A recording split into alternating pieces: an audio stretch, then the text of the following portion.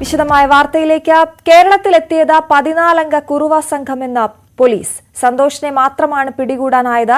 13 പേരെ കണ്ടെത്താനുണ്ട്. 4 പേർ ഇപ്പോഴും കൊച്ചി വിട്ടിട്ടില്ലെന്ന് പോലീസിന്റെ കണ്ടെത്തൽ. 2 പേർ തുടർച്ചയായ 4 ദിവസം പറവൂരിൽ ചുറ്റി നടന്ന വീടുകൾ നിരീക്ഷിച്ചു. സന്തോഷിന് തിരുട്ട് ഗ്രാമത്തിൽ 3 വീടുകളുണ്ടെന്നും കണ്ടെത്തിയിരിക്കുന്നു. ഡാനി പോളാണ് വാർത്തയുടെ വിശദാംശങ്ങളുമായി ചേരുന്നത്. ഡാനി, കുറുവാ സംഘം വലിയ രീതിയിൽ ആശങ്കയുണ്ടാക്കുന്ന സമയത്താണ് ഇപ്പോൾ ഈ പോലീസിന്റെ റിപ്പോർട്ട് പുറത്തു വന്നിരിക്കുന്നത്. എന്തൊക്കെ കാര്യങ്ങളാണ് അതിൽ പറയുന്നത്?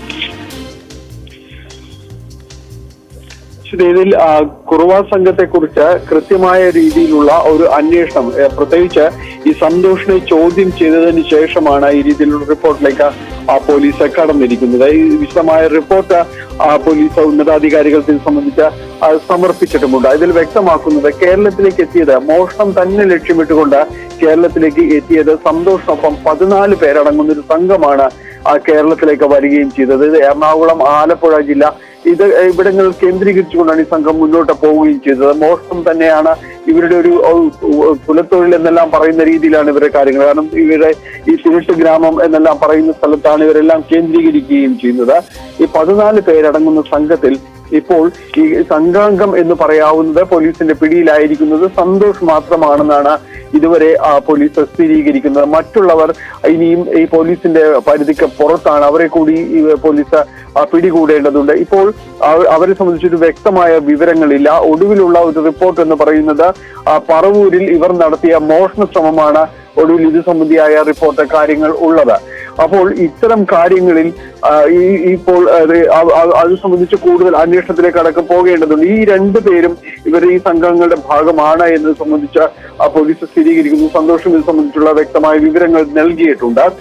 ഇതിൽ ഇവർ പറവൂരിൽ തുടർച്ചയായ ദിവസങ്ങളോളം ഇവർ സ്ഥലം നിരീക്ഷിച്ചതിന് ശേഷമാണ് ഇങ്ങനെ ഒരു മോഷണ ശ്രമത്തിലേക്ക് അടക്കം കടന്നത് എന്നതാണ് പോലീസ് പറയുകയും ചെയ്യുന്നത്.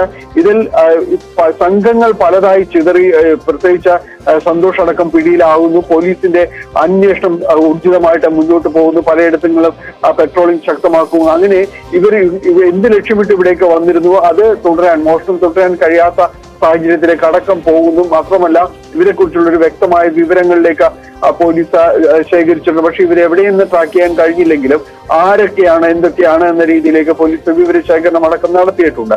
അപ്പോൾ മോഷണം അടക്കമുള്ള കാര്യങ്ങൾക്ക് ഇവർക്ക് ഇവിടെ തുടരാനായിട്ട് സാധിക്കുകയില്ല. പലരും തന്നെയും ഈ സ്ഥലം വിടുകയും ചെയ്തിട്ടുണ്ട്. എങ്കിലും ഇവരിൽ 4 പേരെങ്കിലും ഇവിടെ ഉണ്ട് എന്നതാണ് പോലീസ് സ്ഥിരീകരിക്കുന്നത്. അവരെ കുറിച്ച് വ്യക്തമായ ഒരു വിവരങ്ങളിലേക്ക് എത്താനായിട്ട് സാധിച്ചിട്ടില്ല. അതിനർത്ഥം അവർ ഈ ഭാഗങ്ങളിൽ തന്നെ ഉണ്ട്, പ്രത്യേകിച്ച് കൊച്ചി, ആലപ്പുഴ കേന്ദ്രീകരിച്ച് തന്നെ ഉണ്ടാകുമെന്നൊരു നിഗമനമാണ് പോലീസിനുള്ളത്. ഇവർക്ക് വേണ്ടിയുള്ള ഒരു അന്വേഷണവും കൂടുതലായിട്ട് പോലീസ് ശക്തിയാക്കിയിട്ടുണ്ട്. വൈകാതെ ഇവരെ കുറിച്ച് വ്യക്തമായ സൂചനകളിലേക്ക് എത്താൻ കഴിയുമെന്ന് തന്നെയാണ് പോലീസ് കരുതുന്നത്. എന്തായാലും കേരളത്തെ ചുരുങ്ങിയ ദിവസം കൊണ്ട് തന്നെ കേരളത്തെ ഉറപ്പിച്ചു എന്നെല്ലാം പറയാവുന്ന ഒരു മോഷണ സംഘം, അവരെ കുറിച്ച് വ്യക്തമായ ഒരു നിഗമനങ്ങളിലേക്ക് പോലീസ് എത്തിയിട്ടുണ്ട്. ഇനി ബാക്കിയുള്ള സംഘാംഗങ്ങളിലേക്ക് കൂടി അന്വേഷണം എത്തേണ്ടതുണ്ട്. ഏതായാലും പോലീസിന്റെ ഒരു തുടക്കത്തിൽ ഈ തിരുട്ട് സംഘങ്ങൾ കാര്യമായ രീതിയിൽ തന്നെ ഭീതി വിതയ്ക്കാൻ കഴിഞ്ഞെങ്കിലും പിന്നീട് പോലീസിന് അന്വേഷണത്തിലേക്ക് തന്നെ ഇവരിലേക്ക് എത്താനായിട്ട് പോലീസിന് കഴിഞ്ഞു എന്നത് ആശ്വാസകരം തന്നെയാണ്. പക്ഷെ അപ്പോഴും ഒരു സംശയം ബാക്കി നിൽക്കുന്നത്, ഇനിയും ഇവരെ വ്യക്തമായ രീതിയിൽ ട്രാക്ക് ചെയ്യാൻ കഴിയാത്ത 4 പേരുണ്ട് എന്ന് പോലീസ് പറയുമ്പോൾ അവരെങ്ങനെയാണ്, എവിടെയാണ് എന്നത് സംബന്ധിച്ച് ആശങ്ക ജനിപ്പിക്കുന്നുണ്ട്. നമുക്കറിയാം സന്തോഷിനെ പിടികൂടിയത് കൊച്ചിയിലെ മരടിലെ ഈ കുട്ടവഞ്ചി തൊഴിലാളികൾക്കൊപ്പം അയാൾ കഴിയുകയായിരുന്നു എന്നതാണ്. അപ്പോൾ ഇവർ പകൽ സമയങ്ങളിൽ മറ്റിടങ്ങളിൽ മറ്റു ജോലികൾ നോക്കിക്കൊണ്ട് വ്യാപൃതരാകുകയും രാത്രി ഈ മോഷണത്തിലേക്ക് കടക്കുകയും ചെയ്യുന്ന രീതിയാണ്. അപ്പോൾ ആ രീതിയിലുള്ളൊരു ജാഗ്രത പോലീസിന്റെ ഭാഗത്തു നിന്നുണ്ട്. അത് ഇവരെ കണ്ടെത്താൻ വേണ്ടിയുള്ള നിരന്തര ശ്രമങ്ങൾ തുടരുകയുമാണ്. ശരി, ഡാനി പോളാണ് വിവരങ്ങൾ നൽകിയത്. ഇരമ്പുന്ന മുനമ്പം.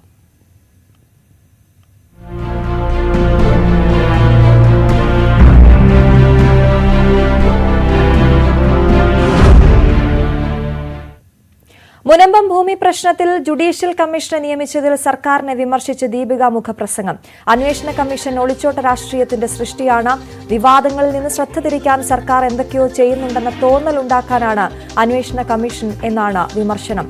നിലപാട് തിരുത്തിയില്ലെങ്കിൽ അന്വേഷണ കമ്മീഷൻ കൊണ്ട് കാര്യമില്ല. ആർക്കും വീണ്ടും നോട്ടീസ് അയക്കില്ലേ എന്ന മുഖ്യമന്ത്രിക്ക് വഖഫ് ബോർഡിനോട് യാചിക്കേണ്ടി വന്നു എന്നുമാണ് വിമർശനം. ഡാനി പോൾ തുടരുന്നുണ്ട്. ഡാനി, എന്തൊക്കെ കാര്യങ്ങളാണ് ദീപികയിൽ പറയുന്നത്?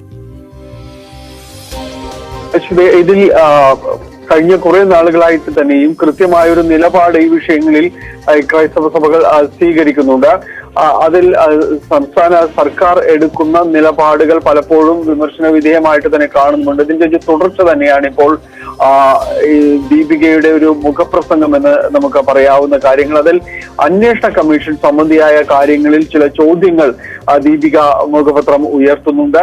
കാരണം ഈ അന്വേഷണ കമ്മീഷനെ ഏതു സാഹചര്യത്തിൽ രൂപീകരിച്ചു, അതിനെ കൊണ്ട് എന്താണ് അതിൽ കൊണ്ട് പൂർണ്ണമായ ഒരു ഫലം വരിക എന്നത് ചോദിക്കുന്നു. കാരണം ഈ അന്വേഷണ കമ്മീഷൻ കൊണ്ട് ഓട്ടടക്കാവുന്ന ഒരു വിള്ളലല്ല സംഭവിച്ചിരിക്കുന്നത്. ഇത് വഖഫ് നിയമം സംബന്ധിയായ കാര്യങ്ങളിൽ കൃത്യമായ രീതിയിലുള്ള ഒരു ഇടപെടൽ സർക്കാരിന്റെ ഭാഗത്തുനിന്ന് ഉണ്ടാകേണ്ടതാണ്.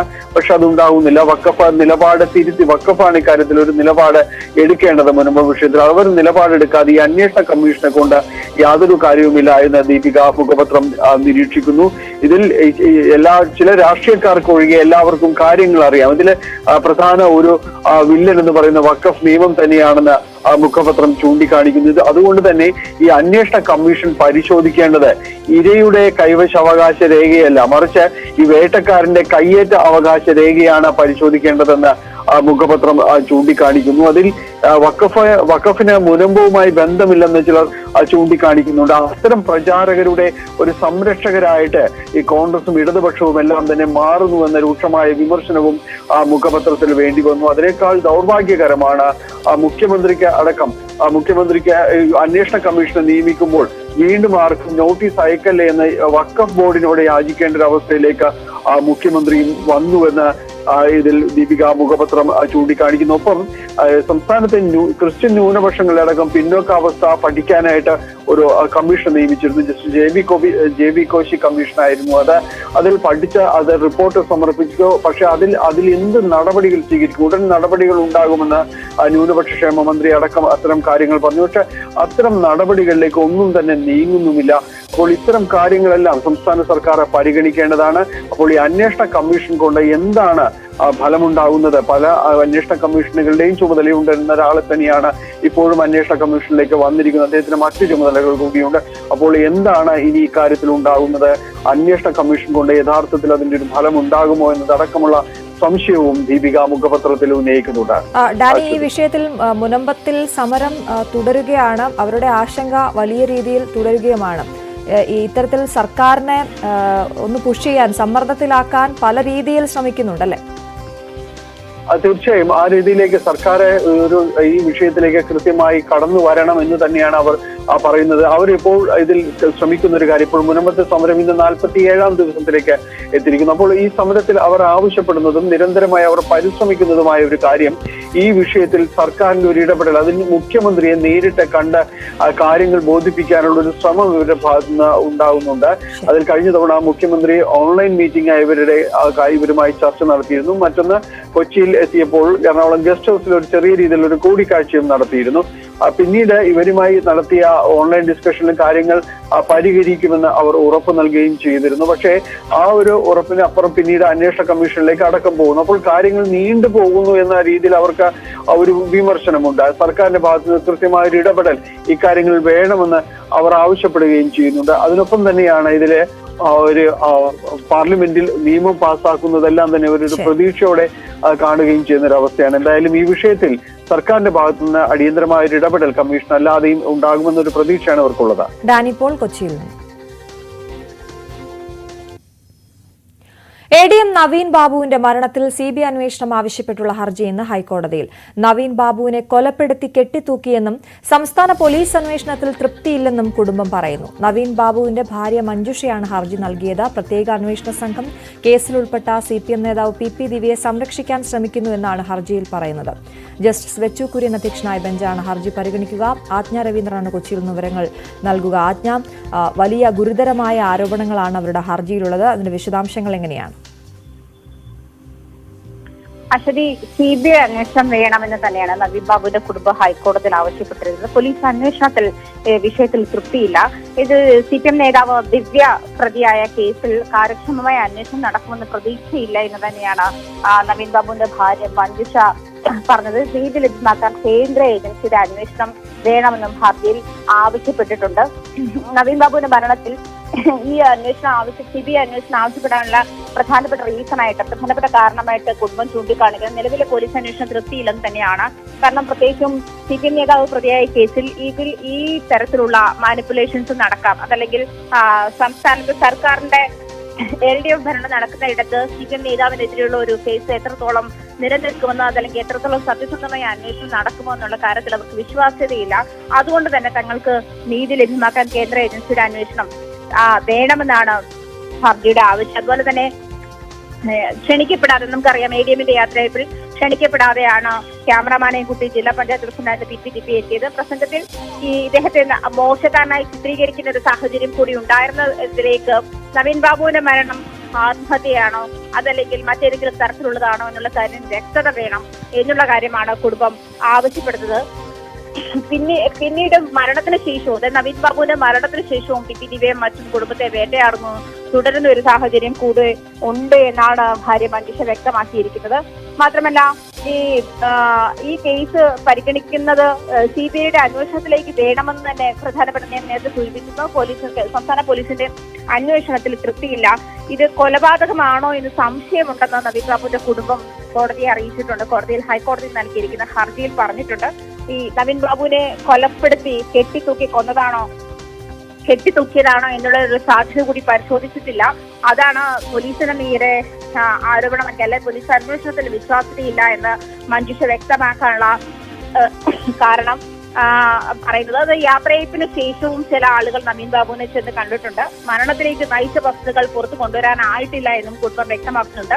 അതുപോലെ തന്നെ കുടുംബം എത്തുന്നതിന് മുൻപ് തന്നെ പോലീസ് ഇൻക്വസ്റ്റ് നടപടികൾ പൂർത്തിയാക്കിയിരുന്നു. ബന്ധുക്കളുടെ സാന്നിധ്യം അനിവാര്യമായിരുന്ന സാഹചര്യത്തിൽ പോലും അത്തരം കാര്യങ്ങൾ പരിഗണിക്കുന്ന ഒരു സാഹചര്യത്തിലേക്ക് പോയില്ല. അതുപോലെ കേസിൽ കാര്യക്ഷമമായ അന്വേഷണം നടക്കുമെന്ന് പ്രതീക്ഷയില്ല. നീതി ലഭിക്കാൻ CBIയുടെ അന്വേഷണം തന്നെ വേണം എന്നുള്ള ഹർജി തന്നെയാണ് ആവശ്യപ്പെട്ടിരിക്കുന്നത്. ജസ്റ്റിസ് ബെച്ചു കുര്യൻ ആണ് ഹർജി പരിഗണിക്കുന്നത്. ശരി, ഇന്ന് എന്തായാലും ഹർജി ഹൈക്കോടതിയിലേക്ക് എത്തുകയാണ്. CBI അന്വേഷണമാണ് ആവശ്യപ്പെട്ടിരിക്കുന്നത് കുടുംബം. ആജ്ഞ രവീന്ദ്രനാണ് വിവരങ്ങൾ നൽകിയത്. ഹേമ കമ്മിറ്റി റിപ്പോർട്ടുമായി ബന്ധപ്പെട്ടുള്ള ഹർജികളും ഇന്ന് ഹൈക്കോടതിയിലെത്തും. പ്രത്യേക ബെഞ്ചാണ് ഹർജി പരിഗണിക്കുന്നത്. ഇതുവരെ 26 കേസുകളാണ് രജിസ്റ്റർ ചെയ്തിട്ടുള്ളത്.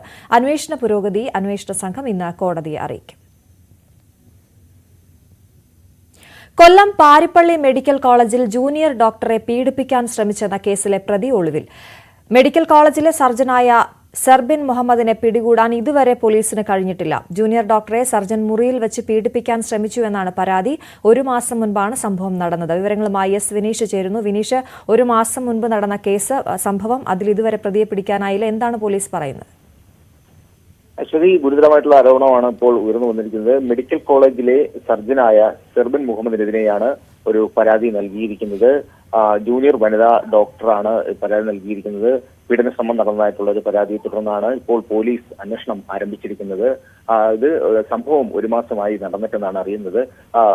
ഇതിനെ തുടർന്ന് കഴിഞ്ഞ ദിവസമായിരുന്നു ഈ സംഭവത്തെ തുടർന്നുള്ള FIR പോലീസ് രജിസ്റ്റർ ചെയ്തതും അന്വേഷണം ആരംഭിച്ചതും. ഇത് ആദ്യം ഈ പരാതി നൽകുന്നത് ഈ ആശുപത്രി അധികൃതർക്കാണ്. തുടർന്ന് അവരാണ് ഈ ഒരു അന്വേഷണം ആദ്യം നടത്തിയത്. അങ്ങനെ ഈ അന്വേഷണത്തിൽ ഈ പീഡന ശ്രമം നടന്നതായിട്ട് ബോധ്യപ്പെട്ടതിനെ തുടർന്നാണ് പോലീസിലേക്ക് വിവരം കൈമാറുന്നതും പോലീസ് കേസ് രജിസ്റ്റർ ചെയ്യുകയൊക്കെ ചെയ്യുന്നത്. ഇപ്പോൾ വകുപ്പ് തല അന്വേഷണവും നടന്നു വരുന്നതായിട്ടാണ് നമുക്കിപ്പോൾ അറിയാൻ കഴിയുന്നത്. ഈ കുറ്റക്കാരനായ സെർബിൻ മുഹമ്മദ് ഒളിവിൽ കഴിയുന്ന ഒരു സാഹചര്യമാണ് ഉള്ളത്. കഴിഞ്ഞ ദിവസം ഈ സെർബിൻ മുഹമ്മദിന്റെ വീട്ടിൽ പോലീസ് എത്തുകയും പരിശോധന നടത്തുകയൊക്കെ ചെയ്തിരുന്നു. പക്ഷേ ഇപ്പോൾ സെർബിൻ മുഹമ്മദിനെ ആയിട്ടുള്ള അന്വേഷണം ഊർജിതമായി തുടരുന്ന ഒരു സാഹചര്യമാണ് ശരിയുള്ളത്. ശരി. പന്തീരങ്കാവ് പീഡനക്കേസ് പ്രതി രാഹുലിനായി പോലീസ് കസ്റ്റഡി അപേക്ഷ നൽകിയേക്കും. മറ്റന്നാൾ കേസ് വീണ്ടും Kozhikode first class judicial magistrate കോടതി പരിഗണിക്കും. രാഹുലിനൊപ്പം കഴിയാൻ താൽപര്യമില്ലെന്നറിയിച്ച പെൺകുട്ടി മാതാപിതാക്കൾക്കൊപ്പം പറവൂരിലെ വീട്ടിലേക്ക് മടങ്ങി. കറിയിൽ ഉപ്പും പുളിയും ഇല്ലെന്ന് പറഞ്ഞായിരുന്നു യുവതിക്ക് മർദ്ദനമേറ്റത്. സിനിമാ കഥയെ വെല്ലുന്ന വഴിത്തിരിവുകളായിരുന്നു പന്തീരങ്കാവ് ഗാർഹിക പീഡന കേസിൽ നടന്നത്. ക്ലൈമാക്സിൽ ഇരുവരും വീണ്ടും ഒന്നിച്ചെങ്കിലും കഴിഞ്ഞ ദിവസം മീൻകറിയിൽ ഉപ്പ് കുറഞ്ഞതിന്റെ പേരിൽ ഭർത്താവിൽ നിന്നും മർദ്ദനം നേരിട്ട യുവതി കോഴിക്കോട് മെഡിക്കൽ കോളേജിൽ ചികിത്സ തേടി. തുടർന്ന് യുവതി പോലീസിൽ ഗാർഹിക പീഡനത്തിന് വീണ്ടും പരാതി നൽകുകയായിരുന്നു. അതേസമയം പാലാഴിയിൽ മദ്യപിച്ച് ബഹളം ഉണ്ടാക്കിയതിന് പോലീസ് രാഹുലിനെ അറസ്റ്റ് ചെയ്യുകയും ചെയ്തു. നോക്കാം പന്തീരങ്കാവിലെ നാൾ വഴികൾ. 2024 മെയ് 5 ഗുരുവായൂരിൽ വെച്ച് രാഹുലും പരാതിക്കാരിയായ യുവതിയും തമ്മിലുള്ള വിവാഹം നടന്നത്. വിവാഹം കഴിഞ്ഞ് ഒരാഴ്ചയ്ക്ക് ശേഷം യുവതിയുടെ ബന്ധുക്കൾ വിരുന്നിനെത്തിയപ്പോഴാണ് പീഡന വിവരം അറിയുന്നത്. പറവൂർ സ്വദേശിയായ യുവതിയെ പന്തീരാങ്കാവിലെ ഭർത്തൃവീട്ടിൽ വെച്ച് ഭർത്താവ് രാഹുൽ ക്രൂരമായി മർദ്ദിച്ചെന്നായിരുന്നു പരാതി. കഴുത്തിലടക്കമുള്ള പരിക്കുകളെപ്പറ്റി വീട്ടുകാർ അന്വേഷിച്ചതോടെയാണ് യുവതി മർദ്ദന വിവരം വീട്ടുകാരോട് പറയുന്നത്. തുടർന്ന് യുവതിയും കുടുംബവും പോലീസിൽ പരാതി നൽകി. മദ്യലഹരിയിൽ രാഹുൽ മർദ്ദിച്ചെന്നും മൊബൈൽ ചാർജറിന്റെ കേബിൾ കഴുത്തിലിട്ട് മുറുക്കിയെന്നുമായിരുന്നു യുവതി അന്ന് നൽകിയ മൊഴി. രാഹുലിന്റെ കുടുംബം തുടക്കം മുതലേ ആരോപണങ്ങളെല്ലാം നിഷേധിച്ചിരുന്നു. പരാതി ലഭിച്ചിട്ടും അന്വേഷണത്തിൽ വീഴ്ച കണ്ടെത്തിയതിനെ തുടർന്ന് പന്തീരാങ്കാവ് സ്റ്റേഷൻ ഹൌസ് ഓഫീസർ സരിനെ സസ്പെൻഡ് ചെയ്തു. പ്രാഥമിക പോലീസ് അന്വേഷണത്തിനിടെ വിദേശത്തേക്ക് കടന്നുകളഞ്ഞ രാഹുലിനെ രക്ഷപ്പെടാൻ സഹായിച്ച സുഹൃത്തിനെ പോലീസ് പിന്നീട് അറസ്റ്റ് ചെയ്തു. രക്ഷപ്പെടാനുള്ള സാഹചര്യം ഒരുക്കിക്കൊടുത്ത സീനിയർ സിവിൽ പോലീസ് ഉദ്യോഗസ്ഥൻ ശരത് ലാലിനും സസ്പെൻഷൻ നേരിടേണ്ടി വന്നു. സ്ത്രീധന ആരോപണങ്ങൾ നിഷേധിച്ച രാഹുൽ പിന്നീട് ഗാർഹിക പീഡനം നടന്നതായി സമ്മതിക്കുകയായിരുന്നു. പരാതിക്കാരിയുടെ ഫോണിലെ മെസ്സേജുകളും കോളുകളുമാണ് ആക്രമണത്തിന് കാരണമെന്നായിരുന്നു രാഹുലിന്റെ വിശദീകരണം. എന്നാൽ ജൂൺ 24 കഥ മാറിമറിഞ്ഞു. തന്റെ പരാതിയിൽ കഴമ്പില്ല എന്നും മാതാപിതാക്കന്മാരുടെയും കുടുംബത്തിന്റെയും നിർബന്ധത്തിന് വഴങ്ങിയാണ് പരാതി നൽകിയതെന്നും യുവതി സമൂഹമാധ്യമത്തിൽ പങ്കുവച്ച വീഡിയോയിൽ വെളിപ്പെടുത്തി. വീഡിയോ പുറത്തു വന്നതോടെ തനിക്ക് കുടുംബത്തിൽ നിന്നും ഭീഷണിയുണ്ടെന്ന് അറിയിച്ച യുവതിയെ പിന്നീട് കാണാതായി. പിന്നാലെ മകളെ കാണാനില്ലെന്ന് യുവതിയുടെ കുടുംബം പോലീസിൽ പരാതി നൽകുകയും ചെയ്തു. എന്നാൽ പിന്നീട് യുവതി തന്നെ മാധ്യമങ്ങളിലൂടെ പ്രത്യക്ഷപ്പെട്ടു. ഇന്ത്യയിലേക്ക് തിരിച്ചെത്തിയ രാഹുൽ കേസ് ഒത്തുതീർപ്പാക്കാനായി ഹൈക്കോടതിയെ സമീപിച്ചു. പിന്നാലെ ഇരുവർക്കും കോടതി കൗൺസിലിംഗ് നിർദ്ദേശിച്ചു. ശേഷം യുവതി പരാതി പിൻവലിക്കുകയും ഒക്ടോബർ 25 കോടതി കേസ് ഒത്തുതീർപ്പാക്കുകയും ചെയ്തു. ഇതോടെ ഇരുവരും വീണ്ടും ഒരുമിച്ച് ജീവിതം തുടർന്നു. ഇന്നലെയാണ് കഥയിലെ അടുത്ത വഴിത്തിരിവ്. 1.5 മാസത്തെ ഒരുമിച്ചുള്ള ജീവിതത്തിന് ശേഷം വീണ്ടും യുവതി പീഡന പരാതി ഉന്നയിക്കുകയായിരുന്നു. കഴിഞ്ഞ ദിവസം മീൻകറിയിൽ ഉപ്പ് കുറഞ്ഞതിന്റെ പേരിൽ രാത്രി ഭർത്താവിന്റെ മർദ്ദനത്തിൽ പരിക്കേറ്റ യുവതി കോഴിക്കോട് മെഡിക്കൽ കോളേജ് ആശുപത്രിയിൽ ചികിത്സ തേടുകയായിരുന്നു. തുടർന്ന് പോലീസ് മൊഴിയെടുത്തപ്പോൾ മർദ്ദനത്തിൽ പരാതിയില്ലെന്നാണ് ആദ്യം യുവതി പോലീസിനോട് പറഞ്ഞത്. തുടർന്ന് മാതാപിതാക്കൾ എത്തിയതോടെ പരാതിയുമായി മുന്നോട്ടു പോകാൻ തീരുമാനിക്കുകയായിരുന്നു. 1.5 മാസത്തിനിടയിൽ നിരവധി തവണ മകളെ രാഹുൽ മർദ്ദിച്ചതായും വീട്ടിലേക്ക് ഫോൺ ചെയ്യാൻ പോലും അനുവാദമില്ലെന്നും മാതാപിതാക്കൾ പറഞ്ഞു. അതിനിടെ ആശുപത്രിയിൽ നിന്ന് മുങ്ങിയ രാഹുലിനെ മദ്യപിച്ച് പ്രശ്നമുണ്ടാക്കിയതിന് പാലാഴിയിൽ വെച്ച് പോലീസ് കസ്റ്റഡിയിൽ എടുത്തിരുന്നു. ഭാര്യയുടെ പരാതിയിൽ അറസ്റ്റ് ചെയ്ത പ്രതിക്കെതിരെ വധശ്രമം, ഗാർഹിക പീഡനം ഉൾപ്പെടെയുള്ള വകുപ്പുകൾ ചുമത്തി. Kozhikode first class judicial magistrate കോടതിയിൽ ഹാജരാക്കിയ പ്രതിയെ 14 ദിവസത്തേക്ക് റിമാൻഡ് ചെയ്തു. യുവതി മാതാപിതാക്കളോടൊപ്പം സ്വന്തം വീട്ടിലേക്ക് പോയി. News desk, news 18. അതാണ് കേസിന്റെ നാൾ വഴി. എന്തായാലും ഇപ്പോൾ പെൺകുട്ടിയുടെ വീട്ടിൽ നിന്നും, ഈ പരാതിക്കാരിയായ പെൺകുട്ടിയുടെ വീട്ടിൽ നിന്നും ഡാനി ഇപ്പോൾ ചേരുകയാണ്. ഡാനി, വലിയ ആശയക്കുഴപ്പമുണ്ടായിരുന്ന ഇപ്പോഴും നിലനിൽക്കുന്ന ഒരു കേസാണ്. എന്താണ്, എങ്ങനെ മുന്നോട്ട് പോകാനാണ് പെൺകുട്ടിയുടെ കുടുംബത്തിന്റെ തീരുമാനം?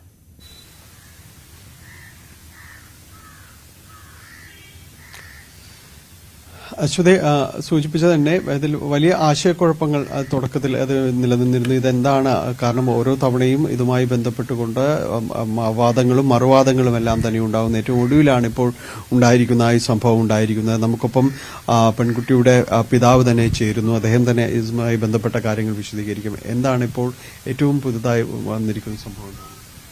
അതായത് കഴിഞ്ഞ ഒക്ടോബറിൽ ഹൈക്കോടതിയുടെ ഒരു വിധി ഉണ്ടായല്ലോ. ആ വിധിയിൽ ഇവർ ഒരുമിച്ച് ജീവിക്കാനായിട്ട് തയ്യാറാണെന്ന് പറഞ്ഞുകൊണ്ട് റിട്ട് ഹർജി കൊടുത്തിട്ടുണ്ടായിരുന്നു. അത് കോടതി അംഗീകരിക്കുകയായിരുന്നു. കാരണം എന്താ വെച്ചാൽ പ്രായപൂർത്തിയായവരാണ്, അവർ ആരെ കൂടി ജീവിക്കണം എന്ന് തീരുമാനിക്കുന്നത് അവർ തന്നെയാണ്. അത് കോടതി അംഗീകരിച്ചു. FIR റദ്ദ് ചെയ്തു. ആ കോടതിയുടെ ആ തീരുമാനം ഞാനും അംഗീകരിക്കുകയാണ്. കാരണം അവർ ഇനിയെങ്കിലും തെറ്റുകൾ തിരുത്തി നന്നായിട്ട് ജീവിക്കട്ടെ, എന്നിട്ട് കുടുംബത്തിനും സമൂഹത്തിനും നല്ലൊരു ജീവിതം അവർ കാണിച്ചു കൊടുക്കട്ടെ എന്ന് ആഗ്രഹിച്ചു. ഞാൻ അതിനെ സമ്മതിക്കുകയാണ് ചെയ്തത്. പിന്നീട് അവർ ഭർത്താവിൻ്റെ വീട്ടിലേക്ക് കോഴിക്കോട്ടേക്ക് പോയി. അതിനുശേഷമാണ് ഇപ്പോൾ ഈ തിങ്കളാഴ്ച ഇനിയാന്ന ഒരു 9 മണിക്ക് കോഴിക്കോട് പോലീസ് സ്റ്റേഷനിൽ നിന്ന് എന്നെ വിളിക്കുന്നു. ഇങ്ങനെ മകളിങ്ങനെ മർദ്ദനമേറ്റ് കോഴിക്കോട് മെഡിക്കൽ കോളേജിലുണ്ട്, എത്രയും പെട്ടെന്ന് എത്തണം എന്ന് പറഞ്ഞു.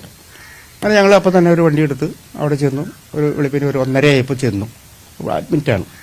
അപ്പോൾ ഈ തലയ്ക്ക് ഇങ്ങനെ ഇടിയേറ്റ ഇതിൻ്റെ മുടച്ചിലുണ്ട്, വേദനയുണ്ട്, പിന്നെ കണ്ണിനൊരു പരിക്കുണ്ട്, പിന്നെ ചുണ്ടിന് ഒക്കെ പൊട്ടിയിട്ടുണ്ട്. അപ്പോൾ അവൾക്ക് ആഹാരം കഴിക്കാനും സംസാരിക്കാനും പറ്റാത്ത അവസ്ഥയുണ്ട്, തലക്ക് വേദനയൊക്കെ ഉണ്ടായിരുന്നു. അങ്ങനെ അവിടെ നിന്ന് അപ്പോൾ ഒന്നും അവർ രാഹുലിൻ്റെ അമ്മയൊക്കെ ഉണ്ടായിരുന്നു, അവിടെ അളിയനും ഉണ്ടായിരുന്നു. പക്ഷെ അവർ ഒരു ചികിത്സയും തേടിയിട്ടില്ല. ഡോക്ടർ അതിൻ്റെ ഇതൊക്കെ എഴുതി കൊടുത്തിട്ടുണ്ട്. ഞങ്ങൾ ചെന്നതിന് ശേഷമാണ് CT സ്കാൻ എടുത്തു, എക്സ്റേ എടുത്തു, ഇതൊക്കെ ചെയ്തതിന് ശേഷം നേരം വെളുത്തു ഒരു 9 മണിക്ക് മുമ്പായിട്ട് ഡിസ്ചാർജ് ചെയ്തതിന് ശേഷം നേരെ പന്തീരാങ്കാവ് പോലീസ് സ്റ്റേഷനിൽ ചെന്ന് പരാതി കൊടുത്തു. അപ്പം അതിന് മുമ്പായിട്ട് ഇവനെ അറസ്റ്റ് ചെയ്തിട്ടുണ്ടായിരുന്നു. അവന് പോലീസ് സ്റ്റേഷനിലുണ്ട്.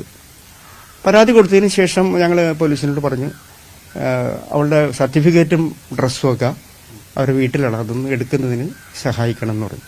അപ്പോൾ അതിന് പോലീസ് തയ്യാറായി, ഞങ്ങളുടെ കൂടെ വന്നു, അവരുടെ വീട്ടിൽ ചെന്നു. അപ്പോൾ അത് വാതിലൊക്കെ തുറക്കാനായിട്ടൊക്കെ ഒരു ബുദ്ധിമുട്ട്, താക്കോലുണ്ടായിട്ട് പോലും ഈ രാഹുലിൻ്റെ അമ്മ അവിടെ ഉണ്ടായിട്ട് പോലും താക്കോലിട്ട് തുറക്കാൻ പറ്റാത്തൊരവസ്ഥയുണ്ട്. പിന്നെ ഒരു ആശയനെ വിളിച്ചിട്ടാണ് അത് തുറന്ന് ഞങ്ങൾ കയറിയത്, പോലീസൊക്കെ കയറിയത്. അപ്പോൾ തുറന്നപ്പോൾ തന്നെ എന്ന് വെച്ചാൽ ഇവളുടെ മൊബൈൽ ഇങ്ങനെ തല്ലിപ്പൊളിച്ചിട്ടിരിക്കണ അങ്ങനെ കാണുന്നതാണ്. ഞാൻ അകത്തോട്ട് കയറിയില്ല, മകളെ കയറ്റി, പോലീസും കയറി. അങ്ങനെ അതിനുശേഷം ഞങ്ങൾ ഈ ഡ്രസ്സും സർട്ടിഫിക്കറ്റൊക്കെ എടുത്തിട്ട് തിരിച്ച് ഇന്നലെ രാത്രി ഒരു 9 മണിയോടുകൂടി ഇവിടെ എത്തി. ഇപ്പം മകൾ ഇവിടെ ഉണ്ട്. ഇനിയിപ്പോൾ മകൾ പറയുന്നത് ഞാൻ വീണ്ടും ആവർത്തിച്ച് ചോദിച്ചു. കാരണം എന്ന് വെച്ചാൽ ഒരു പ്രാവശ്യം അവന് വേണ്ടി മൊഴി മാറ്റി പറഞ്ഞതാണ്. അപ്പം അങ്ങനെ അത് കുടുംബത്തിനൊക്കെ വളരെ വേദന ഉണ്ടാക്കിയ സംഗതിയാണ്. അപ്പോൾ നീ എന്ത് പറയുന്നു? അപ്പോൾ അവൾ തീർച്ചപ്പെടുത്തി പറഞ്ഞു, ഒരിക്കൽ പോലും ഞാൻ ഇനി അവനെ കൂടി ജീവിക്കാൻ തയ്യാറല്ല എന്ന് പറഞ്ഞു. അത് പോലീസിൽ റിട്ടയറായിട്ട് നമ്മൾ പറഞ്ഞിട്ടുണ്ട്, അവൾ പറഞ്ഞിട്ടുണ്ട്. അവളാണ് പരാതി കൊടുത്തിരിക്കുന്നത്. അപ്പോൾ അവൾ ഇനി ജീവിക്കാൻ ഞങ്ങളും ആഗ്രഹിക്കുന്നത് തന്നെയാണ്. ഇതിലൊരു മറ്റൊരു സംഭവം എന്ന് വെച്ചിട്ടുണ്ടെങ്കിൽ നമ്മളെല്ലാവരും വേദനിപ്പിക്കുന്ന ഒരു സംഗതി എന്ന് വെച്ചിട്ടുണ്ടെങ്കിൽ വീട്ടിൽ വെച്ച് മർദ്ദിച്ചതിന് ശേഷം ആംബുലൻസിലാണ് ഹോസ്പിറ്റലിലേക്ക് കൊണ്ടുപോകുന്നത്. അപ്പോൾ ആംബുലൻസിന് സ്ട്രെച്ചറിൽ കിടത്തി ബെൽറ്റിട്ട് കിടത്തിയിരിക്കുന്ന ഈ കുട്ടിയെ അവർ അവിടെ അതിൽ വെച്ച് മർദ്ദിച്ചു എന്നുള്ളത് നമുക്ക് സഹിക്കാൻ പറ്റുന്ന ഒരു സംഗതി. അത് ആംബുലൻസിനകത്ത് വെച്ച് അത് വെറും നിസ്സഹായാവസ്ഥയിലുള്ള ഒരു പെൺകുട്ടിയെ, ബെൽറ്റിട്ട് കുറുക്കി കിടത്തിരിക്കുന്ന ഒരു പെൺകുട്ടിയെ മർദ്ദിക്കുക എന്ന് പറയുമ്പോൾ എത്രയോ ക്രൂരമായ ഒരു പ്രവൃത്തി. അങ്ങനെയുള്ള ക്രൂര മനസ്സിൻ്റെ ഒരു ഓട്ടമ്മ, ഒരു സൈക്കോ ടൈപ്പായിട്ടുള്ള പ്രവർത്തനങ്ങൾ, അത് നമുക്ക് സഹിക്കാൻ പറ്റുന്നില്ല. കോടതിയിലെ കേസ് ഇത് ചെയ്തതാണല്ലോ, അപ്പോൾ വീണ്ടും അതിനുള്ള അപേക്ഷയും കാര്യങ്ങളുമായിട്ട് മുന്നോട്ട് പോകേണ്ടി വരും. അതാണ് ഞാൻ നേരത്തെ പറഞ്ഞത്. അത് ആലോചിച്ച് ഞങ്ങൾ വേണ്ടപ്പെട്ടവരുമായിട്ടൊക്കെ ആലോചിച്ച് അത് കോടതിയെ നമ്മൾ സമീപിക്കും. അതിനൊരു നിയമസഹായം നമുക്ക് ആവശ്യമാണ്. ഇപ്പോൾ കഴിഞ്ഞ ദിവസം വെച്ചാൽ വനിതാ പ്രൊട്ടക്റ്റഡ് സെല്ല് വന്നിട്ടുണ്ടായിരുന്നു. അപ്പോൾ അവർ പറഞ്ഞിട്ടുണ്ട് എന്ത് നിയമസഹായം വേണമെങ്കിലും ചെയ്ത് തരാമെന്ന് പറഞ്ഞിട്ടുണ്ട്. അവർ വിളിച്ചാൽ മതി എന്ന് പറഞ്ഞിട്ടുണ്ട്. അപ്പോൾ അത്തരത്തിലുള്ള നിയമസഹായം തേടണം. തേടിയതിനു ശേഷം കോടതിയെ നമ്മൾ സമീപിക്കും. ആദ്യ തവണ എന്തായിരുന്നു സംഭവിച്ചത്? ചോദിച്ചിരുന്നു മകളോട് എന്തുകൊണ്ടാണ് ഇങ്ങനെ ഒരു മൊഴിയൊക്കെ മാറ്റേണ്ടി വന്നത്? അത് മൊഴി മാറ്റേണ്ടി വന്നതെന്ന് വെച്ചറിയാം. ഞാൻ ഇവിടെ ഇതൊക്കെ കഴിഞ്ഞ് ജൂലൈ 3-ാം തീയതി ഇവിടെ ജോലിക്ക് വേണ്ടി എറണാകുളം സൗത്ത് റെയിൽവേ സ്റ്റേഷനിലാക്കിയിട്ട് ഞാൻ പോരുകയാണ് ചെയ്തത്. അതിനുശേഷം ഇവിടെ പോയി. അപ്പോൾ എല്ലാ വെള്ളിയാഴ്ചയും വൈകിട്ട് ഇവിടെ വരും, ശനി ഞായർക്ക് അവധിയായതുകൊണ്ട്. അപ്പോൾ ഈ ശനി ഞായറും ഫോൺ ചെയ്തിട്ട് എടുക്കുന്നില്ല, സ്വിച്ച് ഓഫ് ആണ്. അപ്പോൾ അതിൽ സംശയം തുടർച്ചയായിട്ട് ഞങ്ങൾ വിളിച്ചുകൊണ്ടിരിക്കുകയാണ്. അതിൽ സംശയം തോന്നി. അപ്പോൾ തിങ്കളാഴ്ച രാവിലെ ഇവളുടെ ഓഫീസിലേക്ക് ഞാൻ വിളിക്കുകയാണ് ചെയ്തു. അപ്പോൾ മാനേജർ എടുത്തു. മാനേജർ പറഞ്ഞു ജൂലൈ 21 വരെയും നിയമ ലീവിലാണ്, ടൂറ് പോകണമെന്നാണ് പറഞ്ഞിരിക്കുന്നത്. അപ്പോൾ അവളിങ്ങനൊരു മാനസിക സംഘർഷത്തിലായതുകൊണ്ട് അതിനെ അനുവദിച്ചു കൊടുത്തു. ഒരു ഉല്ലാസമായിക്കോട്ടെ എന്ന് അങ്ങനെയാണ് അനുവദിച്ചതെന്ന് പറഞ്ഞു. അപ്പോൾ ഞാൻ പറഞ്ഞു വീട്ടിൽ വന്നിട്ടില്ല. അപ്പോൾ എനിക്ക് മനസ്സിലായത് മിസ്സിംഗ് ആണെന്ന്. അപ്പോൾ ഇവള് അന്ന് തിങ്കളാഴ്ച 3-ാം തീയതി തിങ്കളാഴ്ച ഞാൻ റെയിൽവേ സ്റ്റേഷനിലാക്കിയതിന് ശേഷം ഓഫീസിൽ പോയിട്ടില്ല, ഇവരുടെ കസ്റ്റഡിയിൽ എടുത്തു. എന്തൊക്കെ പ്രലോഭനങ്ങൾ പറഞ്ഞ് ഇവർ കസ്റ്റഡിയിൽ എടുക്കുകയാണ് ചെയ്തത്. ആ കസ്റ്റഡിയിൽ എടുത്തതിന് ശേഷം ഇവരുടെ കൈ കിട്ടിയതിന് ശേഷം അവരുടെ സ്വഭാവം മാറി. പല പ്രലോഭനങ്ങൾ പറഞ്ഞാണ് ഇവളെ വരുത്തിക്കുന്നത്. മാറി. പിന്നെ അവർ പറയുന്നത് പോലെ ഇവൾക്ക് പറയേണ്ടി വന്നു എന്നുള്ളതാണ്. അങ്ങനെയാണ് ആ മൊഴി മാറ്റം. കാരണം എന്ന് വെച്ചിട്ടുണ്ടെങ്കിൽ തെളിവുകൾ മുഴുവൻ അവനെതിരാണ്. അവൻ മറ്റൊരു വിവാഹം കഴിച്ചിട്ടുണ്ട്, അത് ഡിവോഴ്സ് ചെയ്തിട്ടില്ല. പിന്നെ പോലീസ് റിപ്പോർട്ടുകൾ എതിരാണ്, ഡോക്ടേഴ്സിന്റെ സർട്ടിഫിക്കറ്റ് ഇവരെതിരാണ്. അപ്പോൾ രക്ഷപ്പെടാനായിട്ട് യാതൊരു മാർഗവും ഇല്ല എന്ന് മനസ്സിലാക്കി ഇവൻ അവസാനമെടുത്ത ഒരു അടവ് നയമാണ് ഇവളെ കസ്റ്റഡിയിൽ എടുത്തിട്ട് മൊഴി മാറ്റിക്കുക എന്നുള്ളത്. ആ കാര്യത്തിൽ അവർ വിജയിച്ചു. അവൾ നിസ്സഹായാവസ്ഥയിൽ അവൾ ആ യൂട്യൂബ് ചാനലിൽ 47 മിനിറ്റ് അവൾ സംസാരിക്കുന്നുണ്ടല്ലോ. അത് ശ്രദ്ധിച്ചാൽ മനസ്സിലാവും. അവൾ ഒരു ഭാഗത്തേക്ക് നോക്കിയിട്ടാണ് പറയുന്നത്. ശ്രദ്ധിച്ചിട്ടുണ്ടോ എന്ന് എനിക്കറിയില്ല. ഞാനത് ശ്രദ്ധിച്ചതാണ്.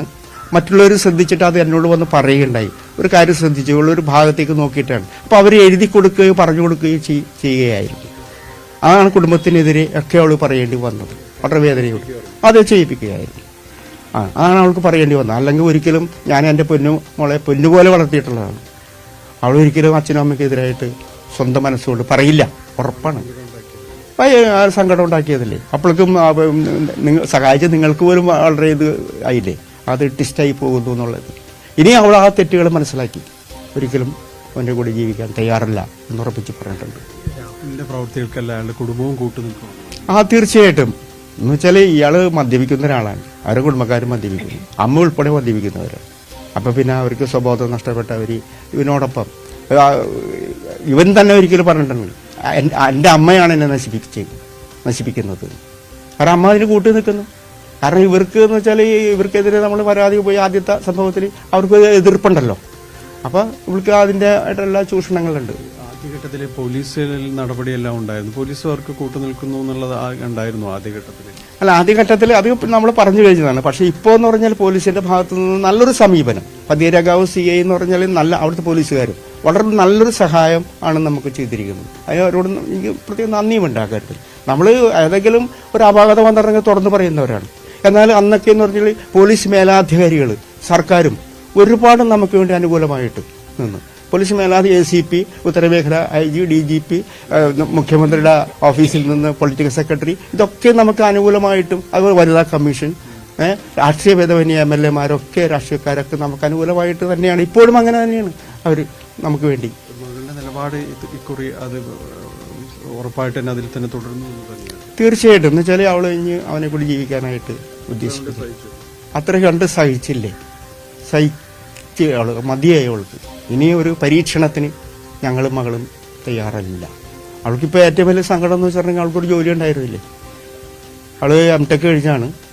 അതിനുശേഷം തിരുവനന്തപുരത്ത് ടാറ്റ എലക്സി എന്ന് പറയുന്നൊരു കമ്പനിയിൽ സീനിയർ എഞ്ചിനീയറായിട്ട് അവൾ ജോലി ചെയ്തുകൊണ്ടിരിക്കുകയാണ്.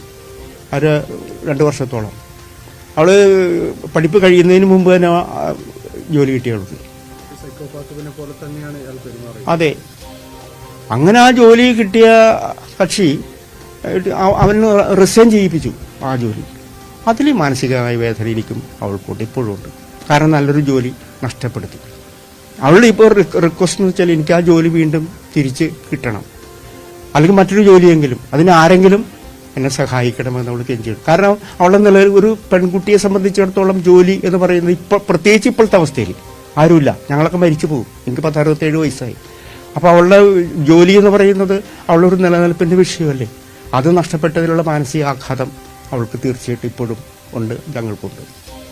അതെ, കോടതിയിലേക്ക് തന്നെ നീങ്ങും. അതെ, ഉദ്ദേശിക്കുന്നത് അതാണ് അദ്ദേഹം വ്യക്തമാക്കുന്നത്. വളരെ ക്ലിയറാണ്. കാരണം ഇതിൽ ഇനിയുള്ള നടപടികൾ കോടതിയിലേക്ക് അടക്കം നീങ്ങേണ്ടതുണ്ട്. കാരണം കോടതിയിൽ അത് തീരുമാനം വന്ന അതിൽ ഒരുമിച്ച് ജീവിക്കാമെന്നെല്ലാം തന്നെ പരസ്പരം സമ്മതപ്രകാരമെല്ലാം തന്നെ കോടതിയോട് സമ്മതിച്ചുകൊണ്ട് മുന്നോട്ട് പോയതാണ്. അപ്പോൾ ഇനി ആ കേസിൽ നിന്നാണ് പുതിയ പരാതിയുമായിട്ട് അടക്കം പുതിയ സാഹചര്യങ്ങളുടെ വെളിച്ചത്തിൽ തനിക്ക് ഏറ്റ പുതിയ ഈ മർദ്ദനവും കാര്യങ്ങളും എല്ലാം തന്നെ ചൂണ്ടിക്കാണിച്ചുകൊണ്ട് വീണ്ടും ആ കേസിലേക്ക് തന്നെ കടന്നു പോകാൻ തന്നെയാണ്, അതിൽ മുന്നോട്ട് പോകാൻ തന്നെയാണ് പെൺകുട്ടിയും കുടുംബവും ഉറപ്പിച്ചിരിക്കുന്നത്. അതിനുള്ള നടപടികളിലേക്ക് വൈകാതെ ഇവർ കടക്കുകയും ചെയ്യും. ശരി, ഡാനി പോളാണ് പെൺകുട്ടിയുടെ വീട്ടിൽ നിന്നും വിവരങ്ങൾ നൽകിയത്. ഇടവേള.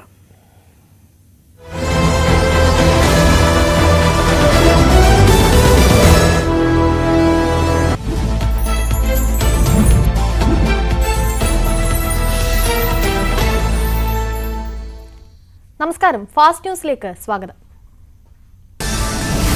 ADM നവീൻ ബാബുവിന്റെ മരണം കൊലപാതകമാണോ എന്ന് സംശയിക്കുന്നുവെന്ന് കുടുംബം. CBI അന്വേഷണം ആവശ്യപ്പെട്ട് കുടുംബം ഹൈക്കോടതിയിൽ ഹർജി നൽകി. പ്രത്യേക അന്വേഷണ സംഘത്തിന്റെ വീഴ്ചകൾ ചൂണ്ടിക്കാട്ടിയാണ് നടപടി. ഹർജി ഹൈക്കോടതി നാളെ പരിഗണിക്കും. നവീൻ ബാബുവിന്റെ മരണത്തിൽ തെളിവുകൾ സംരക്ഷിക്കണമെന്ന ഹർജിയിൽ വിധി അടുത്ത മാസം 3-ന്. കുടുംബം നൽകിയ ഹർജിയിൽ കണ്ണൂർ ഫസ്റ്റ് ക്ലാസ് മജിസ്ട്രേറ്റ് കോടതിയാണ് വിധി പറയുക. പ്രതിയുടെയും സാക്ഷികളുടെയും ഫോൺ കോൾ രേഖകൾ കളക്ടറേറ്റ് റെയിൽവേ സ്റ്റേഷൻ പരിസരം ക്വാർട്ടേഴ്സ് പരിസരം എന്നിവിടങ്ങളിലെ CCTV ദൃശ്യങ്ങൾ ശേഖരിച്ച് സൂക്ഷിക്കണമെന്ന് ആവശ്യം. സംസ്ഥാനത്ത് വാട്സാപ്പ് അക്കൗണ്ടുകൾ ഹാക്ക് ചെയ്ത് വ്യാപക പണം തട്ടിപ്പ്. പരിചിത നമ്പറിൽ നിന്ന് 6 അക്ക ഡിജിറ്റൽ കോഡ് ചോദിച്ച് സന്ദേശം അയച്ചാണ് തട്ടിപ്പ്. ഹാക്കിംഗ് കണ്ടെത്തിയാലും വാട്സാപ്പ് അക്കൗണ്ട് വീണ്ടെടുക്കാനാകില്ല. നടപടിയെടുക്കാൻ വഴിയില്ലെന്നും ജാഗ്രത പുലർത്തണമെന്നും പോലീസ്. തൃശൂർ നാട്ടികയിൽ റോഡരികിൽ കിടന്നുറങ്ങിയ നാടോടി സംഘത്തിന് മേൽ ലോറി പാഞ്ഞു കയറി വൻ ദുരന്തം. 2 പിഞ്ചു കുഞ്ഞുങ്ങൾ ഉൾപ്പെടെ 5 പേർ മരിച്ചു. 7 പേർക്ക് ഗുരുതരമായി പരിക്കേറ്റു. അപകടം ഇന്ന് പുലർച്ചെ 4 ഏറ്റവും ഉറപ്പുള്ളത്.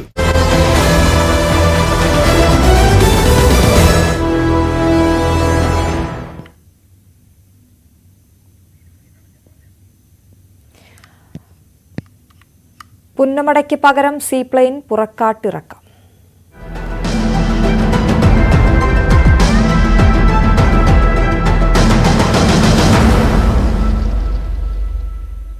സീപ്ലെയിൻ പദ്ധതി ഇരു കൈകളും നീട്ടി സ്വീകരിക്കാൻ ഒരുക്കമാണ് ആലപ്പുഴയിലെ വിനോദസഞ്ചാര മേഖല. സീപ്ലെയിൻ പദ്ധതിക്കായി കൊച്ചിയെ പരിഗണിച്ചതിലാണ് ഇവരുടെ പരാതി. 2013 ഉമ്മൻചാണ്ടി സർക്കാർ പദ്ധതി നടപ്പിലാക്കുമ്പോൾ ആലപ്പുഴയായിരുന്നു ഒരു കേന്ദ്രം. ടൂറിസം വകുപ്പ് മുൻകൈയെടുത്ത പദ്ധതി ആലപ്പുഴയിലേക്ക് കൊണ്ടുവരണം എന്നാണ് വിവിധ ഹൌസ് ബോട്ട് അസോസിയേഷനുകളുടെ ആവശ്യം.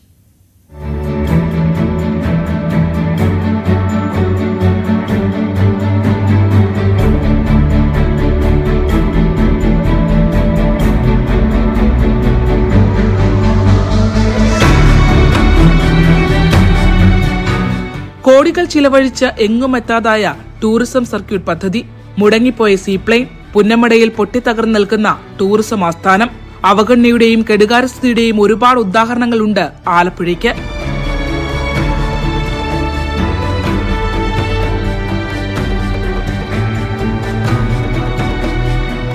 കായൽ ടൂറിസത്തിന്റെ രാജ്യത്തിലെ തന്നെ പ്രധാന ഹബ്ബാണെങ്കിലും സർക്കാരിന്റെ സഹായം പേരിന് മാത്രമാണ് ജില്ലയ്ക്കുള്ളത്. ടൂറിസം വകുപ്പിന്റെ കണക്ക് പ്രകാരം 31,403 വിദേശ വിനോദസഞ്ചാരികളാണ് കഴിഞ്ഞ വർഷം ജില്ലയിലെത്തിയത്. ആഭ്യന്തര ടൂറിസ്റ്റുകളാകട്ടെ 7,44,352 പേർ. കേരളത്തിന്റെ തന്നെ പ്രധാന വരുമാന മാർഗമാണ് ആലപ്പുഴയിലെ കായൽ ടൂറിസവും ഹൌസ് ബോട്ടുകളും. ആയിരക്കണക്കിന് കുടുംബങ്ങളിൽ നിന്നായി 50,000-ഓളം കായൽ മേഖലയിലെ ആളുകളാണ് അനുബന്ധ തൊഴിലിൽ ഏർപ്പെട്ടിരിക്കുന്നത്. അതുകൊണ്ട് തന്നെയാണ് ആലപ്പുഴയുടെ സാധ്യതകൾ മനസ്സിലാക്കി ഉമ്മൻചാണ്ടി സർക്കാർ സീപ്ലെയിൻ പദ്ധതിക്കായി ഉദ്ഘാടന പറക്കലിന് ജില്ലയെ തെരഞ്ഞെടുത്തത്. അന്ന് പ്രതിഷേധമുയർത്തിയ ഇടതുപക്ഷം ഇന്ന് ആഘോഷമാക്കി പദ്ധതി നടപ്പാക്കുമ്പോൾ ആലപ്പുഴയെ പരിഗണിക്കുന്ന കാര്യത്തെക്കുറിച്ച് മൗനം പാലിക്കുകയാണ്. എന്നും തഴയാൻ വിധിക്കപ്പെട്ട ഒരു ജില്ല എല്ലാ തരത്തിലും, അതിനോടൊപ്പം തന്നെ ടൂറിസം മേഖലയും തഴഞ്ഞു പോവുകയാണ്. നമ്മൾ നോക്കുകയാണെങ്കിൽ 10-25 വർഷമായി ഈ ഹൗസ് ബോട്ട് മേഖല ഇവിടെ ടൂറിസം രംഗത്ത് കേരളത്തിന്റെ മുഖമുദ്രയായി മാറിയിരിക്കുകയാണ്. എന്നിട്ട് പോലും സർക്കാരിന്റെ ഭാഗത്തുനിന്നോ രാഷ്ട്രീയ പാർട്ടികളുടെ ഭാഗത്തുനിന്നോ ഒരു രീതിയിലുള്ള സഹായ സഹകരണങ്ങളും ഇതുവരെ അവരുടെ ഭാഗത്തുനിന്ന് ഉണ്ടായിട്ടില്ല. വഞ്ചനാപരമാണ് സർക്കാരിന്റെ നിലപാടെന്നാണ് ആക്ഷേപം. പദ്ധതി നടപ്പാക്കുകയാണെങ്കിൽ ഉദ്ഘാടനം മാത്രമായി ചുരുക്കാതെ ഗുണകരമാകുന്ന രീതിയിൽ തുടർന്നും മുന്നോട്ട് പോകണമെന്നാണ് പരാജയപ്പെട്ട മെഗാ ടൂറിസം സർക്യൂട്ട് പദ്ധതിയെ ഉൾപ്പെടെ ചൂണ്ടിക്കാട്ടി ഈ മേഖലയിലുള്ളവർ പറയുന്നത്. ലക്ഷങ്ങൾ മുടക്കി പണിത് പിന്നീട് പൊളിച്ചുകളയേണ്ടി വന്ന പള്ളാത്തുരുത്തിയിലെ അമ്യൂണിറ്റി സെന്റർ നിരവധി ഉദാഹരണങ്ങളിൽ ഒന്ന് മാത്രമാണ്. എൻ്റെ ഈ പിന്നിൽ കാണുന്ന ഈ പൊളിച്ച ഭാഗമാണ്, ഈ പാലത്തിന് താഴെയോട്ടുള്ളത് ഒരു ടൂറിസം സർക്യൂട്ടിൻ്റെ ഭാഗമായിട്ട് പണി കഴിപ്പിച്ച ഒരു അമ്യൂണിറ്റി സെൻ്ററാണ്. എല്ലാവിധ സൗകര്യങ്ങളോടും കൂടി പണി കഴിപ്പിച്ച ഈ അമ്യൂണിറ്റി സെൻ്റർ ഒരു ദിവസം പോലും സഞ്ചാരികൾക്കോ ആർക്കും തന്നെ ഇത് തുറന്നു കൊടുക്കാതെ ഇത് CRS പരിധിയിൽപ്പെടുന്നു എന്ന കാരണത്താൽ പഞ്ചായത്ത് നമ്പർ നൽകാതെ കുറേ കാലം കിടക്കുകയും അത് നശിച്ച് സാമൂഹ്യ വിരുദ്ധരും മീൻപിടുത്തക്കാരും അന്യസംസ്ഥാനക്കാരായ മീൻപിടുത്തക്കാർ അവരുടെ താവളമായിട്ട് ഉപയോഗിച്ചുകൊണ്ട് ആ കെട്ടിടം കുറേ കാലം അവർക്ക് ഉപയോഗപ്പെട്ടു. പക്ഷേ അത് ഇത്രയും മുതൽ മുടക്കി പണിത ഈ ഒരു സംവിധാനം ഇവിടെ ആർക്കും തന്നെ ടൂറിസ്റ്റുകൾക്കോ ഇവിടെ മുതൽ മുടക്കിയിരിക്കുന്ന സംരംഭകർക്കോ ഉപകാരപ്രദമായിട്ടുള്ള രീതിയിൽ നടന്നില്ല. സീപ്ലെയിൻ പരിസ്ഥിതിക്ക് ദോഷകരമല്ലെന്ന് കണ്ടെത്തിയിട്ടും മത്സ്യത്തൊഴിലാളികളുടെ പുനരുജ്ജീവന പദ്ധതിയായി അത് മാറ്റാൻ കഴിയുമെന്ന് മനസ്സിലാക്കിയിട്ടും ഒട്ടും ഗുണകരമല്ലാത്ത മൗനമാണ് സർക്കാരിന്റെ ഭാഗത്തുനിന്ന് ഉണ്ടാകുന്നത്. ടൂറിസം രംഗത്തെ ആലപ്പുഴയുടെ പ്രശ്നങ്ങൾ കണ്ടെത്താനും ചർച്ച ചെയ്ത് പരിഹരിക്കാനും വകുപ്പ് മന്ത്രിയുടെ നേതൃത്വത്തിൽ യോഗം വിളിച്ചു ചേർക്കണമെന്നാണ് ആവശ്യം. പ്രതിഷേധത്തെ ഭയന്ന് സർക്കാർ പദ്ധതിയുമായി ഒളിച്ചോടുകയല്ല വേണ്ടത്. ഇവിടുത്തെ രാഷ്ട്രീയ പാർട്ടികൾ ഈ ജില്ലയോട് കാണിക്കുന്ന, അല്ലെങ്കിൽ ഭരണകക്ഷികൾ ഈ ജില്ലയോട് കാണിക്കുന്ന, അല്ലെങ്കിൽ ഈ വ്യവസായത്തിനോട് കാണിക്കുന്ന തീർത്തും അവഗണനാപരമായ ഒരു സമ്പ്രദായമാണ് ഇവിടെ തുടർന്ന് വന്നുകൊണ്ടിരിക്കുന്നത്. സർക്കാർ ആത്മാർത്ഥമായി വിചാരിച്ചാൽ എതിർപ്പുമായി മുന്നിട്ടിറങ്ങിയ മുന്നണിയിലെ തന്നെ കക്ഷിയായ CPI കാര്യങ്ങൾ ബോധ്യപ്പെടുത്താനാകുമെന്നാണ് എല്ലാവരുടെയും പ്രതീക്ഷ. അങ്ങനെയല്ല, കൊച്ചി എയർപോർട്ടിൽ നിന്ന് മാട്ടുപ്പെട്ടി ഡാമിലേക്ക് മാത്രം സർവീസ് നടത്താനാണ് സീപ്ലെയിനെങ്കിൽ CPI ജില്ലാ സെക്രട്ടറി TJ ആഞ്ചലോസ് മുഖപത്രത്തിൽ എഴുതിയതുപോലെ സാമ്പത്തികമായി വിജയം കണ്ടെത്താനാകാതെ സമരം ചെയ്തു തോൽപ്പിച്ച കേരളത്തിലെ മുൻ പദ്ധതികളിൽ ഒന്നുപോലെ സീപ്ലെയിന്റെ രണ്ടാം വരവിനെയും ചരിത്രത്തിൽ നമുക്ക് അടയാളപ്പെടുത്താം. ശരണ്യ സ്നേഹജൻ, ന്യൂസ് 18, ആലപ്പുഴ. ഫെങ്കൽ ചുഴലിക്കാറ്റ് മുന്നറിയിപ്പിന്റെ പശ്ചാത്തലത്തിൽ അതീവ ജാഗ്രതയിലാണ് തമിഴ്നാടും പുതുച്ചേരിയും. അതിതീവ്ര ന്യൂനമർദ്ദം ഇന്ന് ചുഴലിക്കാറ്റായി മാറുമെന്നാണ് മുന്നറിയിപ്പ്. പ്രളയ സാധ്യതാ മുന്നറിയിപ്പ് നൽകിയ പശ്ചാത്തലത്തിൽ ദുരന്ത നിവാരണ സേനയെ അടക്കം നിയോഗിച്ചിട്ടുണ്ട്. നാഗപട്ടണം, രാമനാഥപുരം അടക്കമുള്ള സ്ഥലങ്ങളിൽ അതിശക്തമായ മഴ തുടരുകയാണ്. വിവരങ്ങളുമായി PR കാർത്തിക്കാണ് ചേരുന്നത്. കാർത്തിക്, ഏത് രീതിയിലാണ് മുന്നൊരുക്കങ്ങൾ തമിഴ്നാട്ടിൽ? ചുഴലിക്കാറ്റ് മുന്നറിയിപ്പിന്റെ പശ്ചാത്തലത്തിൽ അതീവ ജാഗ്രതയിലാണ് തമിഴ്നാടും പുതുച്ചേരിയും. അതോടൊപ്പം തന്നെ ശക്തമായ മഴ കേരള തീരത്തും ആന്ധ്ര അടക്കമുള്ള സംസ്ഥാനങ്ങളിലും ഉണ്ടാകും എന്നും കാലാവസ്ഥാ നിരീക്ഷണ കേന്ദ്രം വ്യക്തമാക്കിയിട്ടുണ്ട്. തെക്കു പടിഞ്ഞാറൻ ബംഗാൾ ഉൾക്കടലിൽ കഴിഞ്ഞ ദിവസമാണ് ന്യൂനമർദ്ദം രൂപം കൊണ്ടത്. ഇന്നലെ രാത്രിയോടെ അതിതീവ്ര ന്യൂനമർദ്ദമായി അത് മാറുകയും ചെയ്തു. ഇന്ന് വൈകിട്ടോടുകൂടി ചുഴലിക്കാറ്റായി മാറും എന്നാണ് മുന്നറിയിപ്പ്. ചുഴലിക്കാറ്റ് മുന്നറിയിപ്പിന്റെ പശ്ചാത്തലത്തിൽ ഇന്നലെ തമിഴ്നാട് മുഖ്യമന്ത്രി MK സ്റ്റാലിന്റെ അധ്യക്ഷതയിൽ അടിയന്തര യോഗം ചേർന്നിരുന്നു. സാധ്യമായ എല്ലാ നടപടികളും ഇതിനോടകം സ്വീകരിച്ചു കഴിഞ്ഞു. പ്രത്യേകിച്ച് പല ജില്ലകളിലും 15ഓളം ജില്ലകളിൽ ശക്തമായ മഴ പെയ്യും എന്നാണ് മുന്നറിയിപ്പ്. ആ മുന്നറിയിപ്പിന്റെ പശ്ചാത്തലത്തിൽ കൂടി ആണ് ഇത്തരത്തിൽ ജാഗ്രതാ നിർദ്ദേശം നൽകിയതും അതിനാവശ്യമായ നടപടികൾ സ്വീകരിച്ചതും. ഏതായാലും 7 NDRF ടീമിനെ തമിഴ്നാട്ടിൽ മാത്രമായി നിയോഗിച്ചിട്ടുണ്ട്. ഇതിന് പുറമെ സംസ്ഥാന ദുരന്ത നിവാരണ സേനയടക്കം സജ്ജമാക്കി നിർത്തിയിട്ടുണ്ട് ഈ 15 തീരദേശ ജില്ലകളിൽ. കഴിഞ്ഞ 24 മണിക്കൂറിനിടെ അതിശക്തമായ മഴയാണ് പല ജില്ലകളിലും പെയ്യുന്നത്. പ്രത്യേകിച്ച് നാഗപട്ടണത്ത് അതിശക്തമായ മഴയാണ്. നാഗപട്ടണത്ത് ഇന്ന് പുലർച്ചെ 5:30 വരെ ഏതാണ്ട് 16 സെന്റിമീറ്റർ മഴയാണ് രേഖപ്പെടുത്തിയത്. ചെന്നൈയിൽ മാത്രം 24 മണിക്കൂറിനിടെ 60 മില്ലിമീറ്റർ മഴയും പെയ്തു. ഇതിന്റെ ഒരു പശ്ചാത്തലത്തിൽ 2 ജില്ലകളിൽ റെഡ് അലർട്ട് നൽകിയിട്ടുണ്ട്. ഈ ജില്ലകളിൽ വിദ്യാഭ്യാസ സ്ഥാപനങ്ങൾക്കും സർക്കാർ ഓഫീസുകൾക്കുമൊക്കെ അവധിയും നൽകിയിട്ടുണ്ട്. പ്രത്യേകിച്ച് തിരുച്ചി, പുതുക്കോട്ടൈ, അരിയാവലൂർ, അതോടൊപ്പം തന്നെ രാമനാഥപുരം, ശിവഗംഗ അടക്കമുള്ള പ്രദേശങ്ങളിലാണ് ഈ അതിശക്തമായ മഴ പെയ്യുമെന്നും അതിന്റെ പശ്ചാത്തലത്തിൽ സ്കൂളുകൾക്ക് അവധിയും നൽകിയിട്ടുള്ളത്. ഏതായാലും പാമ്പനിലടക്കം അതിശക്തമായ കടൽക്ഷോഭമാണ് ഇപ്പോൾ ഉള്ളത്. ജാഗ്രതാ നിർദ്ദേശം നൽകിയ പശ്ചാത്തലത്തിൽ തന്നെ എല്ലാ കരുതൽ നടപടികളും തമിഴ്നാട് സ്വീകരിച്ചു കഴിഞ്ഞു. ഇന്ന് വൈകിട്ടോടുകൂടി ചുഴലിക്കാറ്റായി മാറും എന്നാണ് മുന്നറിയിപ്പ്. ഇപ്പോൾ ചെന്നൈ തീരത്ത് നിന്ന് ഏതാണ്ട് 590 കിലോമീറ്റർ അകലെയാണ് അതീവ ന്യൂനമർദ്ദത്തിന്റെ സ്ഥാനം. ശരി കാർത്തിക്. ഇനി ശബരിമല വാർത്തകൾ. ശബരീശ ദർശനം നിങ്ങൾക്കായി സമർപ്പിക്കുന്നത് മിൽമ ഗീ. വ്രതശുദ്ധിയുടെയും നന്മയുടെയും നാളുകൾ പരിശുദ്ധമാക്കാം മിൽമയ്ക്കൊപ്പം. ശബരിമലയിൽ ഇന്ന് 12 വിളക്കാണ്. തീർത്ഥാടനം 12 നാൾ പിന്നിടുന്ന ദിനത്തിൽ അയ്യപ്പ ദർശനത്തിന് വലിയ തിരക്കാണ്. പുലർച്ചെ 5 വരെ 20,000 പേർ ദർശനം നടത്തി. 18ാം പടിയിലെ ഫോട്ടോഷൂട്ട് അടക്കമുള്ള വിഷയങ്ങളിൽ സന്നിധാനം സ്പെഷ്യൽ ഓഫീസർ ഇന്ന് റിപ്പോർട്ട് നൽകും. MS അനീഷ് കുമാർ ചേരുന്നു വിവരങ്ങളുമായി. അനീഷ്, 5 മണി വരെയുള്ള കണക്കാണ് നമ്മൾ 20,000 പേർ എന്ന് പറഞ്ഞത്. ഇപ്പോഴും തിരക്ക് തുടരുകയല്ലേ? എന്തൊക്കെയാണ് വരുന്നത്? അശ്വതി, തീർച്ചയായും ഇപ്പോൾ ഏറ്റവും ഒടുവിൽ കണക്ക് ലഭിക്കുമ്പോൾ 30,000 ഭക്തരാണ് രാവിലെ പുലർച്ചെ നട തുറന്ന ശേഷം അയ്യപ്പ ദർശനത്തിനായി എത്തിക്കഴിഞ്ഞിരിക്കുന്നത്.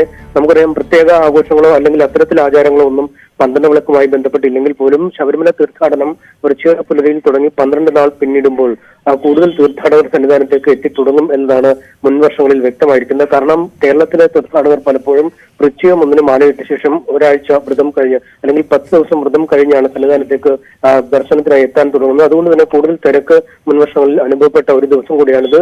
എന്തായാലും ഈ തിരക്ക് തീർത്ഥാടകർ എത്തുന്നതിന് 2 ദിവസം മുമ്പ് പുതിയ ബാച്ച് പോലീസ് സംഘം ചുമതലയേറ്റിരുന്നു. ആദ്യ ദിനങ്ങളിൽ ഏതാണ്ട് 70 പേർ വെച്ച് ഒരു മിനിറ്റിൽ കയറുന്നെങ്കിൽ ഇപ്പോൾ 80 പേരായി അത് ഉയർത്തിയിട്ടുണ്ട് എന്ന് പോലീസ് പറയുന്നു. അത്തരത്തിൽ ആളുകൾ കയറിപ്പോയെങ്കിൽ മാത്രമേ കൂടുതൽ തീർത്ഥാടകരെ വഹിക്കാൻ കഴിയുകയുള്ളൂ. എന്തായാലും വെർച്വൽ ക്യൂ വഴിയും നേരിട്ടുള്ള തത്സമയ സ്പോട്ട് ബുക്കിങ്ങിലൂടെയും ഭക്തർ എത്തുന്നുണ്ട്. 20,000 പേരാണ് മുൻകൂർ ബുക്ക് ചെയ്ത് സ്പോട്ട് ബുക്കിങ്ങിലൂടെ ഇന്ന് രാവിലെ മുതൽ ഇപ്പോൾ മല കയറിയിരിക്കുന്നത്. ഇതിൽ 10,000 പേരോളം തത്സമയ സ്പോട്ട് ബുക്കിംഗ് പമ്പയിലും ഒപ്പം നിലയ്ക്കൽ, എരുമേലി എന്നിവിടങ്ങളിലുള്ള തത്സമയ സ്പോട്ട് ബുക്കിംഗ് വഴി എത്തിയ ആളുകളുമാണ്. എന്തായാലും സുഗമമായ തീർത്ഥാടനം നടക്കുന്നു. തിരക്ക് വർദ്ധിക്കുമ്പോഴും കാര്യമായ അലോസരങ്ങൾ മുൻവർഷത്തെ അപേക്ഷിച്ചിട്ടില്ല എന്നത് തന്നെയാണ് ഭക്തർ സാക്ഷ്യപ്പെടുന്നത്. പക്ഷേ ചില വിവാദങ്ങൾ എല്ലാ കാലത്തും ശബരിമലയിൽ ഉണ്ടാവാറുണ്ട്. ഇത്തവണയും അതിൽ ഉണ്ടായിരിക്കുന്ന വിവാദം പോലീസുകാർ തിരിഞ്ഞു നിന്ന് ഫോട്ടോഷൂട്ട് നടത്തിയെന്നാണ്.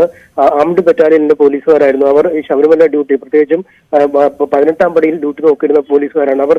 തൃപ്തികരമായ ഒരു തീർത്ഥാടന കാലം പൂർത്തിയായി എന്ന ഒരു ആശ്വാസത്തിലാവാം ഒരു പക്ഷേ ഈ 18ാം പടിയിൽ നിന്ന് ഫോട്ടോഷൂട്ട് നടത്തി അതിന്റെ ചിത്രങ്ങൾ സമൂഹ മാധ്യമങ്ങളിൽ പങ്കുവെക്കുകയും ചെയ്ത്. എന്നാൽ അത് വലിയ വിവാദമാവുകയും ഹിന്ദു സംഘടനകൾ അക്കാര്യം ഏറ്റെടുക്കുകയും സമൂഹ മാധ്യമങ്ങളടക്കം വലിയ വിമർശനം ഉയരുകയും ചെയ്തു. ഇതിന്റെ അടിസ്ഥാനത്തിലാണ് ADGP സന്നിധാനം സ്പെഷ്യൽ ഓഫീസറോട് റിപ്പോർട്ട് തേടിയിരിക്കുന്നത്. എന്തായാലും പ്രാഥമികമായി തന്നെ ഈ ഉദ്യോഗസ്ഥർക്ക് വീഴ്ച പറ്റിയെന്ന വിലയിരുത്തലുണ്ടായിരിക്കുന്നു. അതിന്റെ വിശദമായ റിപ്പോർട്ട് നൽകുമെന്ന് അറിയുകയും ചെയ്യുന്നു. ഒപ്പം ഹൈക്കോടതിയും ഈ വിഷയത്തിൽ ഇടപെട്ടിട്ടുണ്ട്. കാരണം ഹൈക്കോടതി നേരത്തെ ഇറക്കിയ ഉത്തരവുകൾ അനുസരിച്ച് സന്നിധാനത്ത് ഫോട്ടോഷൂട്ടോ അല്ലെങ്കിൽ വീഡിയോ ക്യാമറയിൽ ഈ ദൃശ്യങ്ങൾ ചിത്രീകരിക്കുന്നതിനോ ഫോട്ടോകൾ എടുക്കുന്നതിനോ സെൽഫി എടുക്കുന്നതിനോ ഒക്കെ അത് നിരോധനമുള്ളതാണ്. അതവിടെ അടിക്കടി അനൗൺസ് ചെയ്യുകയും ചെയ്യുന്നുണ്ട്. പക്ഷെ അതൊക്കെ മറികടന്ന് ഇത്തരത്തിൽ എങ്ങനെ ഈ സെൽഫി എടുത്തു അല്ലെങ്കിൽ ഫോട്ടോ എടുത്തു എന്ന ചോദ്യമാണ് കോടതി ചോദിച്ചിരിക്കുന്നത്. അതിൽ സ്പെഷ്യൽ കമ്മീഷണറെ സംബന്ധിച്ച റിപ്പോർട്ട് നൽകും. ഒപ്പം ഈ ശബരിമലയിലും പരിസര പ്രദേശങ്ങളിലെയും സാധന സാമഗ്രികൾക്ക് ഉയർന്ന വില ഈടാക്കുന്ന ചില പരാതികളും ലഭിച്ചിട്ടുണ്ട്. ഇക്കാര്യത്തിൽ വിശദമായ റിപ്പോർട്ട് നൽകണമെന്ന് ഹൈക്കോടതി പറഞ്ഞിട്ടുണ്ട്. ശരി, സന്നിധാനത്ത് നിന്ന് എം എസ് സനീഷ് കുമാറാണ് വിവരങ്ങൾ നൽകിയത്. ശബരിമല 18ാം പടിക്ക് താഴെ ആഴിയിൽ നിന്നുള്ള കാഴ്ചകളാണിനി. ഞങ്ങളുടെ ക്യാമറാമാൻ ഷിജു ചവറ പകർത്തിയ ദൃശ്യങ്ങളിലേക്ക്.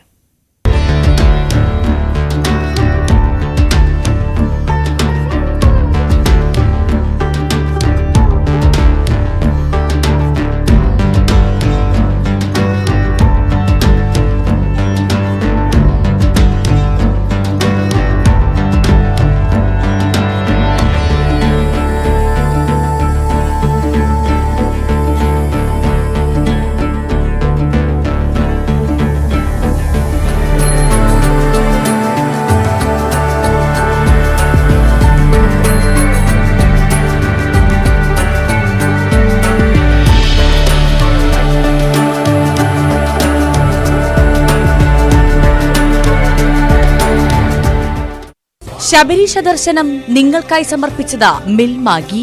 വ്രതശുദ്ധിയുടെയും നന്മയുടെയും നാളുകൾ പരിശുദ്ധമാക്കാം മിൽമയ്ക്കൊപ്പം. മറ്റു വാർത്തകൾ ഇടവേളയ്ക്ക് ശേഷം.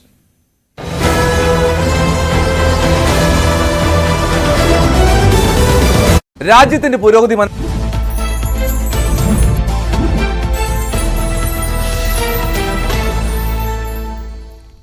നമസ്കാരം, ഫാസ്റ്റ് ന്യൂസിലേക്ക് സ്വാഗതം. ADM നവീൻ ബാബുവിന്റെ മരണം കൊലപാതകമാണോ എന്ന് സംശയിക്കുന്നുവെന്ന് കുടുംബം. CBI അന്വേഷണം ആവശ്യപ്പെട്ട് കുടുംബം ഹൈക്കോടതിയിൽ ഹർജി നൽകി. പ്രത്യേക അന്വേഷണ സംഘത്തിന്റെ വീഴ്ചകൾ ചൂണ്ടിക്കാട്ടിയാണ് നടപടി. ഹർജി ഹൈക്കോടതി നാളെ പരിഗണിക്കും. നവീൻ ബാബുവിന്റെ മരണത്തിൽ തെളിവുകൾ സംരക്ഷിക്കണമെന്ന ഹർജിയിൽ വിധി അടുത്ത മാസം 3-ന്. കുടുംബം നൽകിയ ഹർജിയിൽ കണ്ണൂർ ഫസ്റ്റ് ക്ലാസ് മജിസ്ട്രേറ്റ് കോടതിയാണ് വിധി പറയുക. പ്രതിയുടെയും സാക്ഷികളുടെയും ഫോൺ കോൾ രേഖകൾ കളക്ടറേറ്റ്, റെയിൽവേ സ്റ്റേഷൻ പരിസരം, ക്വാർട്ടേഴ്സ് പരിസരം എന്നിവിടങ്ങളിലെ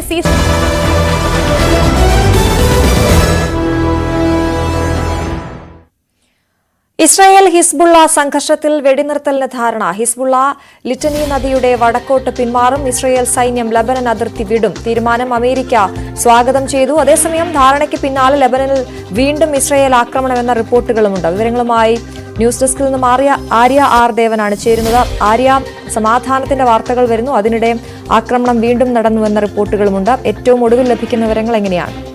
അതുതന്നെയാണ് അശ്വതി. നമ്മൾ ലോകത്തിന് ആശ്വാസമായി, പശ്ചിമേഷ്യയ്ക്ക് ആശ്വാസമായി ഒരു വെടിനിർത്തൽ കരാറ് വരുമ്പോൾ അത് വലിയ ഇനി മുതൽ അവിടെ നിന്ന് ആശ്വാസകരമായിട്ടുള്ള വാർത്തകൾ ഉണ്ടാകുമെന്ന് നമ്മൾ പ്രതീക്ഷിച്ചിരുന്നു. പക്ഷേ ഏറ്റവും ഒടുവിലായി അന്തർദേശീയ മാധ്യമമായ അൽ ജസീറ റിപ്പോർട്ട് ചെയ്യുന്നത് ഈ വെടിനിർത്തൽ കരാറ് പ്രാബല്യത്തിൽ വന്നതിന് ശേഷവും ഇസ്രായേൽ ലെബനനിലേക്ക് ആക്രമണം നടത്തി എന്നുള്ളതാണ്. പക്ഷേ ഇസ്രായേലിന്റെ ഭാഗത്തു നിന്നോ ലെബനന്റെ ഭാഗത്തു നിന്നോ ഔദ്യോഗികമായ സ്ഥിരീകരണം ഈ വിഷയത്തിൽ വന്നിട്ടില്ല. അൽ ജസീറ മാത്രമാണ് ഇത്തരത്തിലൊരു റിപ്പോർട്ട് നൽകിയിട്ടുള്ളത്. അതുകൊണ്ട് തന്നെ നമുക്ക് പൂർണ്ണ തോതിൽ ഈ റിപ്പോർട്ടിനെ വിശ്വാസത്തിലെടുക്കാനോ സ്ഥിരീകരിക്കാനോ ഈ ഘട്ടത്തിൽ കഴിയില്ല എന്നുള്ളതാണ്. മാത്രവുമല്ല, ഈ ആക്രമണത്തിന്റെ വ്യാപ്തി എത്രത്തോളമാണ്, എത്രയും വലിയ ആക്രമണമാണ് നടത്തിയത് എന്നത് സംബന്ധിച്ചും കൃത്യമായ റിപ്പോർട്ടുകൾ മറ്റ് മാധ്യമങ്ങളിൽ കൂടി ഒന്നും പുറത്തു വരുന്നില്ല എന്നൊരു സാഹചര്യം കൂടിയുണ്ട്. എന്തായാലും ഈ ധാരണ ലംഘിച്ചു ഇസ്രായേൽ എന്നാണ് അൽ ജസീറ റിപ്പോർട്ട് ചെയ്യുന്നത്. എന്തായാലും നമുക്കിനി ഈ ധാരണയിലേക്ക് വന്നാൽ നമുക്കറിയാം, ഇന്ന് പുലർച്ചെ 4 മണി മുതലാണ് ഇസ്രായേൽ ഹിസ്ബുള്ള വെടിനിർത്തൽ കരാറ് പ്രാബല്യത്തിൽ വരുന്നത്. അമേരിക്കൻ പ്രസിഡന്റ് ജോ ബൈഡൻ ഇന്നലെ വൈറ്റ് ഹൗസിൽ ലോകത്തെ അഭിസംബോധന ചെയ്തുകൊണ്ട് സംസാരിച്ചിരുന്നു. അദ്ദേഹമാണ് ഇത്തരത്തിൽ ലോകത്തോട് ഈ ഒരു വിവരം ഔദ്യോഗികമായി അറിയിക്കുന്നത്. ഇത്തരത്തിൽ ഒരു കരാറ് പ്രാബല്യത്തിൽ വരികയാണ്.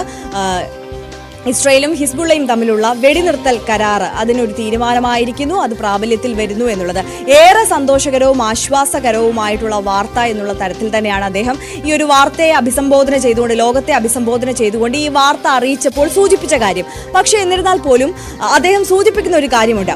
ഈ ഒരു കരാറ് ഹിസ്ബുള്ള ലംഘിക്കുകയാണെങ്കിൽ അതിന് ശക്തമായ തിരിച്ചടി നൽകാൻ ഇസ്രയേലിന് അധികാരമുണ്ട്, അവകാശമുണ്ട് എന്നുകൂടിയുള്ള ഒരു സൂചന കൂടി ജോ ബൈഡൻ മുന്നോട്ട് വെക്കുന്നുണ്ട്. മാത്രവുമല്ല, ബെഞ്ചമിൻ നെതന്യാഹുവും ഈ കരാറുമായി ബന്ധപ്പെട്ട യോഗം നടക്കുന്നതിന് മുമ്പ് തന്നെ വ്യക്തമാക്കിയ ഒരു കാര്യമുണ്ട്. ഈ ഒരു വെടിനിർത്തൽ കരാറ് ലംഘിക്കുകയാണ് ഹിസ്ബുള്ള എന്നുണ്ടെങ്കിൽ ശക്തമായ പ്രത്യാക്രമണം ഇസ്രയേലിന്റെ ഭാഗത്ത് നിന്ന് ഉണ്ടാകും എന്നുള്ളത്. എന്തായാലും അത്തരത്തിൽ ഒരു പരാമർശം നടത്തിക്കൊണ്ടാണ് ഇന്നലെ സുരക്ഷാ മന്ത്രിസഭാ യോഗം ഇസ്രയേലിൽ ചേരുന്നത്. ആ യോഗത്തിലാണ് ഇത്തരത്തിലൊരു കരാറ് അംഗീകരിക്കാം എന്നുള്ള ഒരു തീരുമാനത്തിലേക്ക് ഇസ്രയേൽ എത്തുന്നത്. എന്തായാലും തുടക്കത്തിൽ ഇസ്രയേൽ ഈ ഒരു കരാറുമായി ബന്ധപ്പെട്ട ആലോചനകളിൽ മുഴുകിയിരിക്കുകയായിരുന്നു. തിടുക്കപ്പെട്ട് ഈ ഒരു കരാർ അംഗീകരിക്കണമോ എന്നുള്ള കാര്യത്തിലേക്ക് അവർ തീരുമാനമെടുത്തിട്ടുണ്ടായിരുന്നില്ല. പക്ഷേ ഹിസ്ബുള്ള അതേസമയം തന്നെ ഈ ഒരു തീരുമാനം അംഗീകരിക്കാം, വെടിനിർത്തലിന് തയ്യാറാണ് എന്നുള്ള തരത്തിൽ തുടക്കത്തിൽ തന്നെ ആ ഒരു തീരുമാനത്തിലേക്ക് എത്തിയിരുന്നു എന്നുള്ളതാണ് പ്രധാനപ്പെട്ട ഒരു കാര്യം. എന്തായാലും അമേരിക്കയുടെയും ഫ്രാൻസിന്റെയും മധ്യസ്ഥതയിലാണ് ഇങ്ങനെ ഒരു കരാറിലേക്ക് ഇവർ എത്തിയത് എന്നുള്ളതാണ് നമുക്ക് എല്ലാവർക്കും അറിയാവുന്ന കാര്യമാണ്. നാളുകളായി അന്താരാഷ്ട്ര തലത്തിൽ നടന്ന ചർച്ചകളുടെ ഒരു ഫലമായിട്ടാണ് ഇത്തരത്തിലൊരു സമാധാന തീരുമാനത്തിലേക്ക്, കരാറിലേക്ക് ഇസ്രയേലും ഹിസ്ബുള്ളയും എത്തുന്നത് എന്നുള്ളതാണ് പ്രധാനപ്പെട്ട കാര്യം. എന്തായാലും ഈ ധാരണ പ്രകാരം ഹിസ്ബുള്ള ലിറ്റനി നദിയുടെ കരയിൽ നിന്ന് പിന്മാറണം, അതേപോലെ ഇസ്രയേൽ സൈന്യവും ലെബനൻ അതിർത്തിയിൽ നിന്ന് പിന്മാറണം എന്നുള്ളതാണ് ഈ കരാർ പ്രകാരമുള്ള ഇരു വിഭാഗങ്ങളും തമ്മിലുള്ള ധാരണ. വെടിനിർത്തൽ നിർദ്ദേശം ചർച്ച ചെയ്യാൻ ഇന്നലെ ഇസ്രയേൽ പ്രധാനമന്ത്രി ബെഞ്ചമിൻ നെതന്യാഹുവിന്റെ നേതൃത്വത്തിൽ നേരത്തെ സൂചിപ്പിച്ചതുപോലെ തന്നെ സുരക്ഷാ മന്ത്രിസഭാ യോഗം ചേർന്നിരുന്നു. ഈ യോഗത്തിലാണ് ഔദ്യോഗികമായ തീരുമാനം ഇസ്രയേൽ കൈക്കൊണ്ടത്. അതേസമയം എന്തായാലും US തയ്യാറാക്കിയ ഈ വെടിനിർത്തൽ പദ്ധതി ചർച്ച ചെയ്യാൻ കഴിഞ്ഞ ആഴ്ച വൈറ്റ് ഹൗസ് പ്രതിനിധി MS ഹോക്സ്റ്റെയിൻ ലെബനനും ഇസ്രയേലും സന്ദർശിച്ചിരുന്നു. ലെബനനിൽ നിന്ന് ഇസ്രയേൽ സൈന്യം പൂർണ്ണമായി പിന്മാറാനും ലെബനൻ ഇസ്രയേൽ അതിർത്തിയിൽ 2006 UN രക്ഷാസമിതി പ്രമേയമനുസരിച്ചുള്ള സമാധാന സേനയുടെ കാവൽ തുടരാനുമാണ് US നിർദ്ദേശിച്ചിരുന്നത്. പക്ഷേ ഇത് താൽക്കാലികമായ ഒരു ആശ്വാസം മാത്രമാണ് എന്നുള്ളതാണ് നമുക്ക് അറിയാൻ കഴിയുന്ന റിപ്പോർട്ടുകൾ. അശ്വതി, അത്തരത്തിലുള്ള സൂചനകളാണ് കഴിഞ്ഞ ദിവസം മുമ്പും ഈ ചർച്ച ഇസ്രയേൽ നടത്തുന്നതിന് മുമ്പ് തന്നെ വന്നത്. കാരണം 60 ദിവസത്തേക്ക് മാത്രമുള്ള ഒരു താൽക്കാലിക വെടിനിർത്തൽ കരാർ മാത്രമാണ് ഇത് എന്നുള്ള സൂചനകൾ കൂടി പുറത്തു വരുന്നുണ്ട്. തെക്കൻ ലെബനനിൽ നിന്ന് ഇസ്രയേൽ സൈന്യം പൂർണ്ണമായി പിന്മാറുകയും 60 ദിവസത്തേക്ക് മേഖലയുടെ സമ്പൂർണ്ണ നിയന്ത്രണം ലെബനൻ സൈന്യം ഏറ്റെടുക്കുകയും ചെയ്യുക എന്നതാണ് വെടിനിർത്തൽ കരാറിലെ പ്രധാന നിബന്ധന എന്നുള്ളതാണ് റിപ്പോർട്ടുകൾ സൂചിപ്പിക്കുന്നത്. 2006 യുദ്ധം അവസാനിക്കാൻ ഉണ്ടാക്കിയ UN സുരക്ഷാ കൗൺസിൽ പ്രമേയം 1701 ഈ കരാറിലും ബാധകമാണ് എന്ന് പറയുന്നുണ്ട്. ഇസ്രയേൽ അതിർത്തിയിൽ നിന്ന് ഹിസ്ബുള്ള 30 കിലോമീറ്റർ ദൂരത്തേക്ക് പിന്മാറണമെന്നും കരാറിൽ പറയുന്നുണ്ട്. നിബന്ധനകൾ പാലിക്കുന്നുണ്ടോ എന്ന് പരിശോധിക്കാൻ USന്റെ അധ്യക്ഷതയിൽ ഫ്രാൻസ് അടക്കമുള്ള പഞ്ചരാഷ്ട്ര കമ്മിറ്റിയും രൂപീകരിച്ചിട്ടുണ്ട്. ഒക്ടോബർ 8 മുതൽ ഹിസ്ബുള്ളയുടെ നേതൃത്വത്തിൽ സൈന്യം ഇസ്രയേലിനെതിരെ ആക്രമണം നടത്തുകയാണ്. നമുക്കറിയാവുന്ന കാര്യമാണ്. ഇസ്രയേലി സമൂഹത്തിനെതിരെയും മിലിറ്ററി പോസ്റ്റുകൾക്കെതിരെയുമാണ് അവർ യുദ്ധം നടത്തിയത്. ശരി ആര്യ, എന്തായാലും ഇസ്രായേൽ ആ വെടിനിർത്തൽ കരാർ ലംഘിച്ചോ എന്നുള്ള കാര്യം വരും മണിക്കൂറുകളിൽ നമുക്ക് പ്രേക്ഷകരിലേക്ക് എത്തിക്കാം. ആര്യ ആർ ദേവനാണ് വിവരങ്ങൾ നൽകിയത്. അദാനി വിവാദം വീണ്ടും പാർലമെന്റിൽ ഉന്നയിക്കാൻ പ്രതിപക്ഷം. വിഷയം ചർച്ച ചെയ്യണമെന്നാവശ്യപ്പെട്ട് ഇരുസഭകളിലും കോൺഗ്രസ് നോട്ടീസ് നൽകി. സമ്പൽ സംഘർഷം സമാജ്വാദി പാർട്ടി അംഗങ്ങളും ഉന്നയിക്കും. ഇതോടെ സഭാ നടപടികൾ ഇന്നും പ്രക്ഷുബ്ധമായേക്കും. വഖഫ് വിഷയത്തിൽ JPC യോഗം ഇന്ന് ചേരുന്നുണ്ട്. ER രാകേഷാണ് വിവരങ്ങളുമായി ന്യൂസ് ഡെസ്കിൽ നിന്നും ചേരുന്നത്. രാകേഷ്, അദാനി വിവാദം പാർലമെന്റിൽ ഉന്നയിക്കാൻ കോൺഗ്രസ് ഒരുങ്ങുമ്പോൾ അതിന് ചർച്ചയ്ക്കെടുക്കാനുള്ള സാധ്യത എത്രത്തോളമാണ്? എന്തൊക്കെ കാര്യങ്ങളാണ് ഇന്ന് പാർലമെന്റിൽ പ്രതീക്ഷിക്കുന്നത്? അശ്വതി, ശൈത്യകാല സമ്മേളനം ആരംഭിച്ച ഇന്ന് 3ാം ദിനമാണ്. ഇന്നലെ പാർലമെന്റിൽ ഭരണഘടനാ ദിനം ആചരണമായിരുന്നു. അതുകൊണ്ട് തന്നെ സഭാ നടപടികൾ ഉണ്ടായിരുന്നില്ല. പക്ഷെ ആദ്യ ദിവസത്തേതിന് പോലെ ഇന്നും സഭ പ്രക്ഷുബ്ധമാകാൻ തന്നെയാണ് സാധ്യത. അദാനി വിവാദം ചർച്ച ചെയ്യണമെന്ന് ആവശ്യപ്പെട്ടുകൊണ്ട് ഇരു സഭകളിലും പ്രതിപക്ഷം നോട്ടീസ് നൽകിയിട്ടുണ്ട്. കോൺഗ്രസ് വിപ്പ് മാണിക്കം ടാഗോർ ഈ വിഷയം ഉന്നയിച്ചുകൊണ്ട് സഭാ നടപടികൾ നിർത്തിവെച്ച് ചർച്ച ചെയ്യണമെന്ന് ആവശ്യപ്പെട്ടുകൊണ്ട് നോട്ടീസ് നൽകിയിട്ടുണ്ട്. ഒപ്പം തന്നെ മനീഷ് തിവാരിയും സമാന വിഷയം ഉന്നയിച്ച് നോട്ടീസ് നൽകിയിട്ടുണ്ട്. അതുകൊണ്ട് തന്നെ ഇന്നും സഭ പ്രക്ഷുബ്ധമാകാൻ തന്നെയാണ് സാധ്യത. സ്പീക്കർ ഈ അടിയന്തര പ്രമേയ നോട്ടീസ് തള്ളുകയും ചെയ്യും. അതുകൊണ്ട് തന്നെ ഇന്ന് സഭാ നടപടികൾ ആരംഭിക്കുമ്പോൾ തന്നെ വലിയ പ്രതിഷേധത്തിലേക്ക് ലോക്സഭയും രാജ്യസഭയും കടന്നേക്കും. രാഹുൽ ഗാന്ധിക്ക് സംസാരിക്കാൻ അനുവദിക്കുന്നത് വരെ പ്രതിഷേധം തുടരുന്ന സമീപനത്തിലേക്കാണ് ഇപ്പോൾ ഇന്ത്യ സഖ്യം പോകുന്നത്. 10 മണിക്ക് ഏതായാലും ഇന്ത്യ സഖ്യത്തിന്റെ യോഗം പാർലമെന്റിൽ ചേരുകയും ചെയ്യുന്നുണ്ട്. മറ്റ് ചില വിഷയങ്ങൾ കൂടി സഭയെ പ്രക്ഷുബ്ധമാക്കാൻ സാധ്യതയുണ്ട്. അതിലൊന്ന് സമ്പന്ന സംഘർഷമാണ്. സമാജ്വാദി പാർട്ടി അംഗങ്ങൾക്ക് പുറമെ മുസ്ലിം ലീഗ് രാജ്യസഭയിൽ ഈ വിഷയം ഉന്നയിക്കുന്നുണ്ട്. അബ്ദുൾ വഹാബ് നോട്ടീസ് നൽകുകയും ചെയ്തിട്ടുണ്ട്. ഹൈബി ഈഡൻ മണിപ്പൂർ സംഘർഷം ചർച്ച ചെയ്യണമെന്ന് ആവശ്യപ്പെട്ടുകൊണ്ട് ലോക്സഭയിലും നോട്ടീസ് നൽകിയിട്ടുണ്ട്. അപ്പോൾ ഈ 3 വിഷയങ്ങളിലും സഭ ഇന്ന് പ്രക്ഷുബ്ധമാകാൻ തന്നെയാണ് സാധ്യത. അതിനുശേഷം ഇന്ന് മറ്റൊരു പ്രധാനപ്പെട്ട കാര്യമായി വരുന്നത് JPC ആണ്. വഖഫ് നിയമ ഭേദഗതിയുമായി ബന്ധപ്പെട്ടുകൊണ്ട് നിലവിൽ JPCയുടെ പരിഗണനയിലാണ് വിഷയം ഇരിക്കുന്നത്. അതുകൊണ്ട് തന്നെ JPCയുടെ നിർണായക യോഗം ഇന്ന് ചേരുന്നുണ്ട്. കഴിഞ്ഞ ദിവസം ലോക്സഭാ സ്പീക്കറുമെ കണ്ട് JPCയുടെ കാലാവധി നീട്ടണമെന്ന് പ്രതിപക്ഷം ആവശ്യപ്പെട്ടിരുന്നു. ഇന്ന് ഈ യോഗത്തിലും സമാനമായ ആവശ്യം ഉന്നയിക്കാൻ തന്നെയാണ് സാധ്യത ഉള്ളത്. ഏതായാലും നിർണായകമായ ദിനമാണ്. ഇന്ന് വലിയ രീതിയിലുള്ള പ്രതിഷേധങ്ങൾക്ക് സഭ സാക്ഷ്യം വഹിച്ചേക്കും. രാകേഷ്, ദേശീയ തലത്തിൽ മറ്റൊരു ശ്രദ്ധാകേന്ദ്രം മഹാരാഷ്ട്ര തന്നെയാണ്. മഹാരാഷ്ട്രയിൽ ദേവേന്ദ്ര ഫട്നാവിസ് തന്നെ മുഖ്യമന്ത്രി ആയേക്കും എന്ന വാർത്തകളാണ് ഇപ്പോൾ പുറത്തുവരുന്നത്. ബീഹാർ മാതൃകയിൽ സഖ്യകക്ഷിയിൽ നിന്ന് മുഖ്യമന്ത്രി വേണമെന്ന ശിവസേനയുടെ ആവശ്യം BJP തള്ളിയിരിക്കുകയാണ്. മുഖ്യമന്ത്രി സ്ഥാനമില്ലെങ്കിൽ മഹായുതി കൺവീനർ സ്ഥാനം വേണമെന്ന നിലപാടിലാണ് ഏക്നാഥ് ഷിൻഡെ ഉള്ളത്. മകൻ ശ്രീകാന്ത് ഷിൻഡെയെ ഉപമുഖ്യമന്ത്രിയാക്കാനും ഷിൻഡെ നീക്കം നടത്തുന്നുണ്ട്. എന്താണ് ഈ ഷിൻഡെ അനുനയിപ്പിക്കുക എന്നുള്ളത് തന്നെയാണോ ഏറ്റവും വലിയ കീറാമുട്ടിയായി നിൽക്കുന്നത്? അശ്വതി, മഹാരാഷ്ട്രയിൽ ഒരു BJP മുഖ്യമന്ത്രി വരുന്നു എന്നുള്ളതാണ് പ്രധാനപ്പെട്ട കാര്യം. കാരണം കഴിഞ്ഞ തൊട്ടു മുമ്പുണ്ടായിരുന്ന സർക്കാർ NDA സർക്കാരായിരുന്നു. പക്ഷേ മുഖ്യമന്ത്രി ശിവസേന നേതാവ് ഏക്നാഥ് ഷിൻഡെ ആയിരുന്നു. പക്ഷേ ഇത്തവണ അങ്ങനെയല്ല സാഹചര്യം. BJP അവരുടെ നിലപാടിൽ ഉറച്ചു നിൽക്കുകയാണ്. അതായത് ശിവസേന പ്രധാനമായും ഉന്നയിച്ചത് ബീഹാർ മാതൃകയിൽ സഖ്യകക്ഷിയിൽ നിന്നൊരു നേതാവ് വേണം, അങ്ങനെ ശിവസേനയ്ക്ക് ആ മുഖ്യമന്ത്രി പദവി നൽകണം എന്നൊരു ആവശ്യം ചില ശിവസേന നേതാക്കളെങ്കിലും ഉന്നയിച്ചിരുന്നു. അത് പൂർണ്ണമായി BJP തള്ളിക്കളയുന്നു. BJP ചൂണ്ടിക്കാണിക്കുന്ന പ്രധാനപ്പെട്ട കാര്യം, നിതീഷ് കുമാർ നേരത്തെയും അവിടെ മുഖ്യമന്ത്രിയായിരുന്നു സഖ്യത്തിന്റെ ഭാഗമായി. മാത്രവുമല്ല തെരഞ്ഞെടുപ്പിന് മുമ്പ് തന്നെ അത്തരമൊരു വാഗ്ദാനം ഉണ്ടായിരുന്നു. മഹാരാഷ്ട്രയിൽ അതൊന്നും ഉണ്ടായിട്ടില്ല.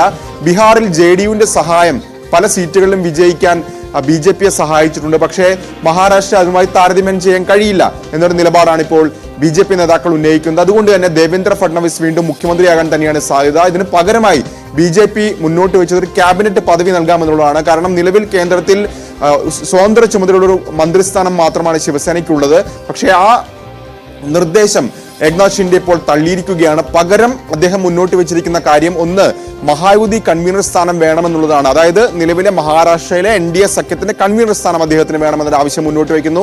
രണ്ടാമതായി മകൻ ശ്രീനാഥ് ഷിൻഡെക്ക് ഉപമുഖ്യമന്ത്രി സ്ഥാനം എന്നൊരു ആവശ്യം കൂടി ഏക്നാഥ് ഷിൻഡെ ഇപ്പോൾ മുന്നോട്ട് വെക്കുകയാണ്. നിലവിൽ ശ്രീനാഥ് ഷിൻഡെ ലോക്സഭാംഗമാണ്. മകനെ സംസ്ഥാന രാഷ്ട്രീയത്തിൽ കൊണ്ടുവന്ന് ഉപമുഖ്യമന്ത്രിയാക്കാനുള്ള നീക്കം ഏതായാലും ഏക്നാഥ് ഷിൻഡെ അതിനുള്ള ചരടുവലികൾ ഈ ഘട്ടത്തിൽ നടത്തുന്നുണ്ട്. അശ്വതി, ശരി. വിവരങ്ങളാണ് വിവരങ്ങൾ നൽകിയത്. കായിക വാർത്തയിലേക്ക് പോകുമ്പോൾ യുവേഫ ചാമ്പ്യൻസ് ലീഗിൽ ബാഴ്സലോണയ്ക്കും ബയേണിനും ആഴ്സണലിനും ജയം. PSG-യെ ബയേൺ തോൽപ്പിച്ചത് മറുപടിയില്ലാത്ത 1 ഗോളിനാണ്. ഡച്ച് ടീമായ ഫെയ്നൂർദിനോട് സമനില വഴങ്ങി മാഞ്ചസ്റ്റർ സിറ്റി. മലപ്പുറം വാഴയൂരിലെ പെന്നേപ്പാടം ജൈവ കൃഷിയുടെ പറുദീസയാക്കി മാറ്റുകയാണ് ഒരു അച്ഛനും മകനും. വിവിധ ഇനം പച്ചക്കറികളാണ് ഇവർ നട്ടുവളർത്തുന്നത്. ഈ റിപ്പോർട്ടോടെ വാർത്താ ബുള്ളറ്റിൻ പൂർണ്ണമാകുന്നു. നമസ്കാരം. 1/2 ഏക്കറിൽ സമൃദ്ധമായി വിളയുകയാണ് പച്ചക്കറികൾ. മനോജും മകൻ അമലും ചേർന്നാണ് കൃഷി. മത്തൻ, ചിരങ്ങ, പീച്ചിങ്ങ, കക്കരി, പടവലം, വെള്ളരി, പപ്പായ, കൈപ്പയ്ക്ക, കൂവ, മഞ്ഞൾ, വാഴ, മുരിങ്ങ, വെണ്ട, പച്ചമുളക്, കറിവേപ്പ് ഇങ്ങനെ നീളുന്നു ഇവരുടെ കൃഷിയിടത്തിലെ കാഴ്ചകൾ. എന്നും ഏതെങ്കിലും ഇനങ്ങൾ വിളവെടുക്കാനുണ്ടാകും. ദീർഘകാലത്തേക്കുള്ള വിളവെടുപ്പിനാണ് മുരിങ്ങ നട്ടുവളർത്തുന്നത്.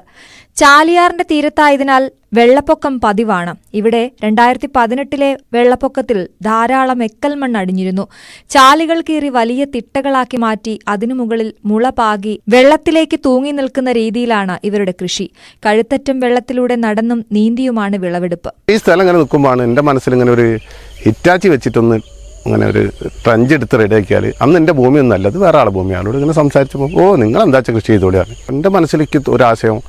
ഈ വെള്ളത്തിൻ്റെ ഏകദേശം ഒരു 8 ഇഞ്ചോ ഒരു 10 ഇഞ്ചോ ഒരു അടിയോ ഗ്യാപ്പിൽ നമ്മളെ കൃഷിയിലുണ്ടാകണ കായ അല്ലെങ്കിൽ പൂവ് നിന്നാൽ പിന്നെ കീടങ്ങൾ വരില്ല എന്നൊരു ആശ എൻ്റെ മനസ്സിൽ ഇങ്ങനെ തോന്നി. അങ്ങനെ നടത്തിയാൽ എന്താ വിജയിക്കുമോ? ഒരു ഫസ്റ്റിലെ വർഷം തന്നെ ഏകദേശം നല്ല രീതിയിൽ വിളവുണ്ടായി. മൊത്തക്കച്ചവടക്കാർക്ക് നൽകാതെ ആവശ്യക്കാരിലേക്ക് നേരിട്ടെത്തിക്കുന്നതിനാൽ നല്ല വിപണി ലഭിക്കും. ഞങ്ങളിപ്പോൾ ചെയ്യുന്നത് ഞങ്ങളുടേതായ കുറച്ച് ടെക്നോളജികൾ വെച്ചിട്ട് പെസ്റ്റിസൈഡ്സ് ഉപയോഗിക്കാതെയാണ് ഇത്ര സാധനം ഉണ്ടാക്കിയത്. കുറേ വീട്ടുകാർക്ക് ഞങ്ങൾ അവിടേക്കും 2 സ്ഥലത്തേക്ക് മാത്രമാണ് ഇപ്പോൾ തോന പച്ചക്കറി കൊടുക്കാറുള്ളത്. കാരണം അവിടെ വെച്ച് നല്ല പച്ചക്കറി കഴിക്കാനുള്ള ആഗ്രഹമുള്ള കുറേ ആൾക്കാരുള്ളതുകൊണ്ട് അവരെന്തായാലും ഞങ്ങളുടെ അടുത്ത് നിന്ന് വാങ്ങും. അതുകൊണ്ട് ഞങ്ങൾ മാർക്കറ്റ് കാണാൻ കഴിഞ്ഞു. ഓരോ പച്ചക്കറിയും സീസൺ അനുസരിച്ചാണ് കൃഷി ചെയ്യുന്നത്. ചില്ലറ വിൽപ്പനയായതിനാൽ ലാഭവും കൂടും. ന്യൂസ് 18 തിരൂർ.